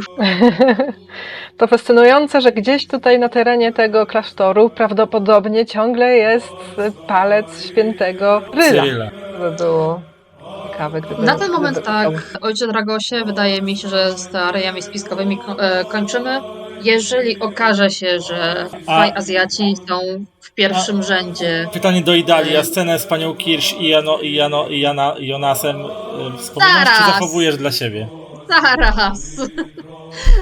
Zaraz. Z teoriami spiskowymi kończymy, natomiast jeżeli by się okazało, że Azjaci są w pierwszym rzędzie otwarcia i są generalnie bardzo ważni w tym wydarzeniu, to dalej będę mieć pytania. Choć to nie są teorie spiskowe tego kalibru co nekromancja, tak mam bardzo głębokie przeczucie, że ktoś nam nie mówi prawdy, albo ktoś nam nie mówi całej prawdy. Swoją drogą co do pani Kirsch w Bronisławie, to Jonas zaczął z nią rozmawiać i tam konwersowali gdzieś po cichu, więc ona siłą rzeczy istnieje w otoczeniu, choć zastanawiam się, czy... Ale to chyba nic złego, że z nią rozmawiał, przecież z nami też rozmawia. Tak, przy czym to wyglądało jakby sama pani Kirsch go zagadnęła o coś, a ona jest właśnie taka wycofana i cichutka. Po prostu zauważyłam ten fakt. Rozumiem. Może jej Przecież naukowa brat natura Jonas wzięła. został oddelegowany do tego, aby służyć nam we wszystkim. Czy jest naprawdę tak dziwne, że kobieta, która jest tu gościem, rozmawia z bratem, który został właśnie do tego oddelegowany? Nie mniej dziwne niż to, że jej mąż, który przebył cały Atlantyk i ponad tydzień na zwierzętach, że nagle stwierdził, że aż tak bardzo czuje się osłabiony, że nie pójdzie tutaj. Ludzie chorują, droga pani. To się zda. No, tak jak panu mówiłam, z mojej perspektywy pan Kirsch nie był chory, był niechętny. Tak zresztą pan Bronisław też do mnie mówi. Tak też było. Zanim skończymy, bym chciał jeszcze jedną scenę rozegrać. Czy już idziecie spać? Oddajecie się na spoczynek? Czy jeszcze coś No tak. kombinujecie? Chyba, że jeszcze jakaś teoria pojawia się w międzyczasie. Generalnie na spoczynek, bo ja już Więc- mam stare kości i za dużo tego wszystkiego. Następnego poranka budzą was klasztorne dzwony, które wybijają czas pobudki. Na korytarzu czeka już na was mnich Jonas, ale ma bardzo nietęgą minę i wygląda na poddenerwowanego.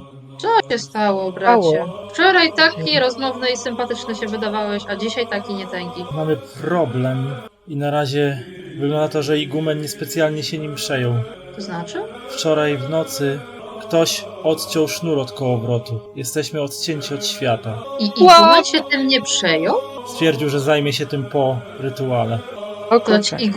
igumen mówił mi, że rytuał jest formalnością. Nie pozostaje mi nic innego, jak zaprosić Państwa do refektarza na śniadanie. I na tym skończymy dzisiejszą sesję, bo mieliśmy kończyć o 22:00 na życzenie Kasi. Więc tym cliffhangerem kończymy pierwszą część przygody pod tytułem Monastyr. Przygody, która jest adaptacją przygody pochodzącej z Labiryntu numer 3 czasopisma dodatkowego do Magii i Miecza, które wyszło gdzieś tam w latach 90., czyli ma już ze 30 lat na karku. I Panie Bronowic, pan jesteś z archeologii. Zapierdzielaj szukać którego Ja Czekaj, ogarnę. kto to jest pan Bronowicz? Brozowicz. Brozowicz, okej. Ale dlaczego z archeologii? Bo ty nie byłeś z archeologii? No nie. Ty jesteś doktorantem u profesora, który jest archeologiem. Przynajmniej tak zostało na początku powiedziane. No tak, ale tak jak powiedział nasz, że tak powiem, nasz żuraw, Nie ma to innego moje papiery były ukradzione i sfałszowane. No dobrze, ale my tego nie wiemy. Tak, my No, tego nie Nie wiemy. wiecie, wy też wielu innych rzeczy nie wiecie o mojej postaci. Dobra.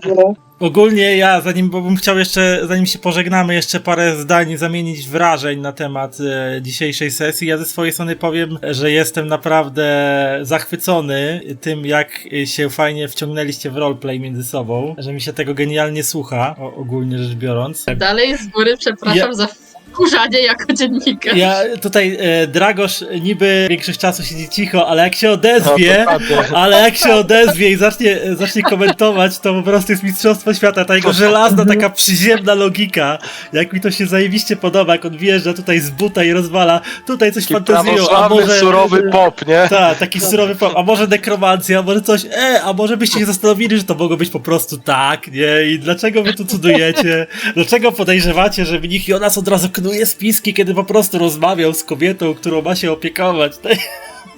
I tak niszczenie takimi żelaznymi, przyziemnymi argumentami tutaj jakichś tych wyobrażeń reszty drużyny sprowadza ich Taka po prostu była takim koncepcja postaci, tego takie się przekonam. brutalnie sprowadzanie takie na ziemię, to zajebiście. Podoba mi się, jak Artur się po prostu wciągnął Ja się bardzo wciągnąłem, natomiast ja mam jeszcze najmniejsze doświadczenie, jeżeli chodzi o wczucie się w takie, wiesz, w postać, nie? W związku z tym, no myślę, że potrzebuję kilku sesji, żeby rzeczywiście poczuć tak Podoba mi klimat, się żeby zapomnieć o otaczającym mnie świecie i rzeczywiście czuć postać od stóp do głów. Podoba mi się to, jak się Akasia od początku zaangażowała w rozgrywkę, bo widać ten postęp z czasem, jaki w niej nastąpił, i teraz też się tak, po tym roku przerwy, też się tak rwie do tego grania. Sama sięga po ten spotlight, żeby trochę nim sobie tam pobawić się. No i jasno, wiadomo, jasno zawsze spotlight zagarnia na każdej sesji. Tak, więc teraz bym chciał posłuchać pod tą lampą, żeby był spotlight na ciebie, jakichś wrażeń, teraz bym chciał od was posłuchać na temat dzisiejszego spotkania, dzisiejszej sesji. Z mojej strony bardzo fajnie. Też wydaje mi się, że fajnie się wybalansowała ilość roleplayu takiego niefabularnego, bym powiedziała, takiego międzypostaciowego, a ilość roleplayu, która ma wpływ na fabułę, więc nie siedzieliśmy za długo w karczmie gadając o historii jednej postaci, że tak zmetaforuję. Sesja póki co spoko, miło mi się tego słucha. Tam dosłownie 2 wątpliwości mi przeszły przez głowę, ale stwierdziłam, że nie będę aż tak szczegółowa i spostrzegawcza. Kości mnie nie kochają, ale to kwestia sytuacyjna. Ale dzisiaj dużo też trudnych tego rzucania kośćmi z jakimiś właśnie trudnościami, więc też chyba mało kogo dzisiaj kochają kości. No ja nie się zdałem nawigacji żadnego nie spodziewałam u siebie. Kasia, zaraza, jakiś komentarz? Mi się podobało. Troszeczkę za długi wstęp, w sensie od przypłynięcia statku do podróży do monastyru. Jakby moim zdaniem niepotrzebne to było, ale oprócz tego wszystko bardzo fajnie. Podoba mi się kompozycja tej drużyny. Torpedos naprawdę... nam pisze na czacie, że on chce dalej, że mamy grać. No niestety tutaj Kasia prosiła o zakończenie o 22, no bo jutro rano ma do pracy, o ile dobrze kojarzę, więc... Tak naprawdę 4 godziny żeśmy przegrali i w sumie żadnej Jest takiej tylko jeden konkretnej dzień. akcji, nie? Walki i tego typu, podejrzewam, że... Wiesz co, w to też się Cthulhu wydarzy, w Cthulhu akurat do walki tak raczej lepiej nie zdążać, bo one są bardzo śmiertelne, Nie. więc... Powiem Ale ci tak, jeszcze, no, jak na razie jest więcej czy nastawienia uczestników do tego, że tutaj się będzie coś działo paranormalnego, niż faktycznych śladów tego, że coś się będzie działo, takiego innego niż to, co jest zapowiedziane. Myślę, że jesteśmy tutaj w tej jakby duchowym miejscu, religijnym, no ale generalnie no wszystko jednak się przebiega jak na razie zgodnie z takimi prawidłami normalnego świata. A jakoś tak chyba bardziej uczestnicy chcą, żeby coś się zadziało, niż nic się nie zadziało de facto. Przypomnę ci, Kasia, sesję, nie wiem, czy ty na nie w końcu grałaś, czy ty nie, jak żeśmy byli na uniwersytecie i był jakiś chłopak, który Ktoś umarł chyba? Generalnie dawno już myśmy to grali, ale pamiętam do końca, że to zostało wyjaśnione, kto zapierdzielił skarb rodziny, kto był odpowiedzialny za wszystko, kto zabił pana profesora i to wszystko się składało w logiczną całość, bez tych paranormalnych rzeczy i one wjechały dopiero na ostatniej sesji. Już nie wiem, Żuraw, czy ty w ogóle pamiętasz, że to coś takiego No graliśmy? wiem, to wiem, o szkarłatnych literach mówisz, no. Chyba Kojarzę. tak. Co tam Tym Ksaszer, błotem. co tam był wyznawca szatana, tak, młodociany. Co go Ksaszer Tak. rozwalił, jak zaczął wykrzykiwać, że tam, tak. Saszer go przywiązał do krzesła.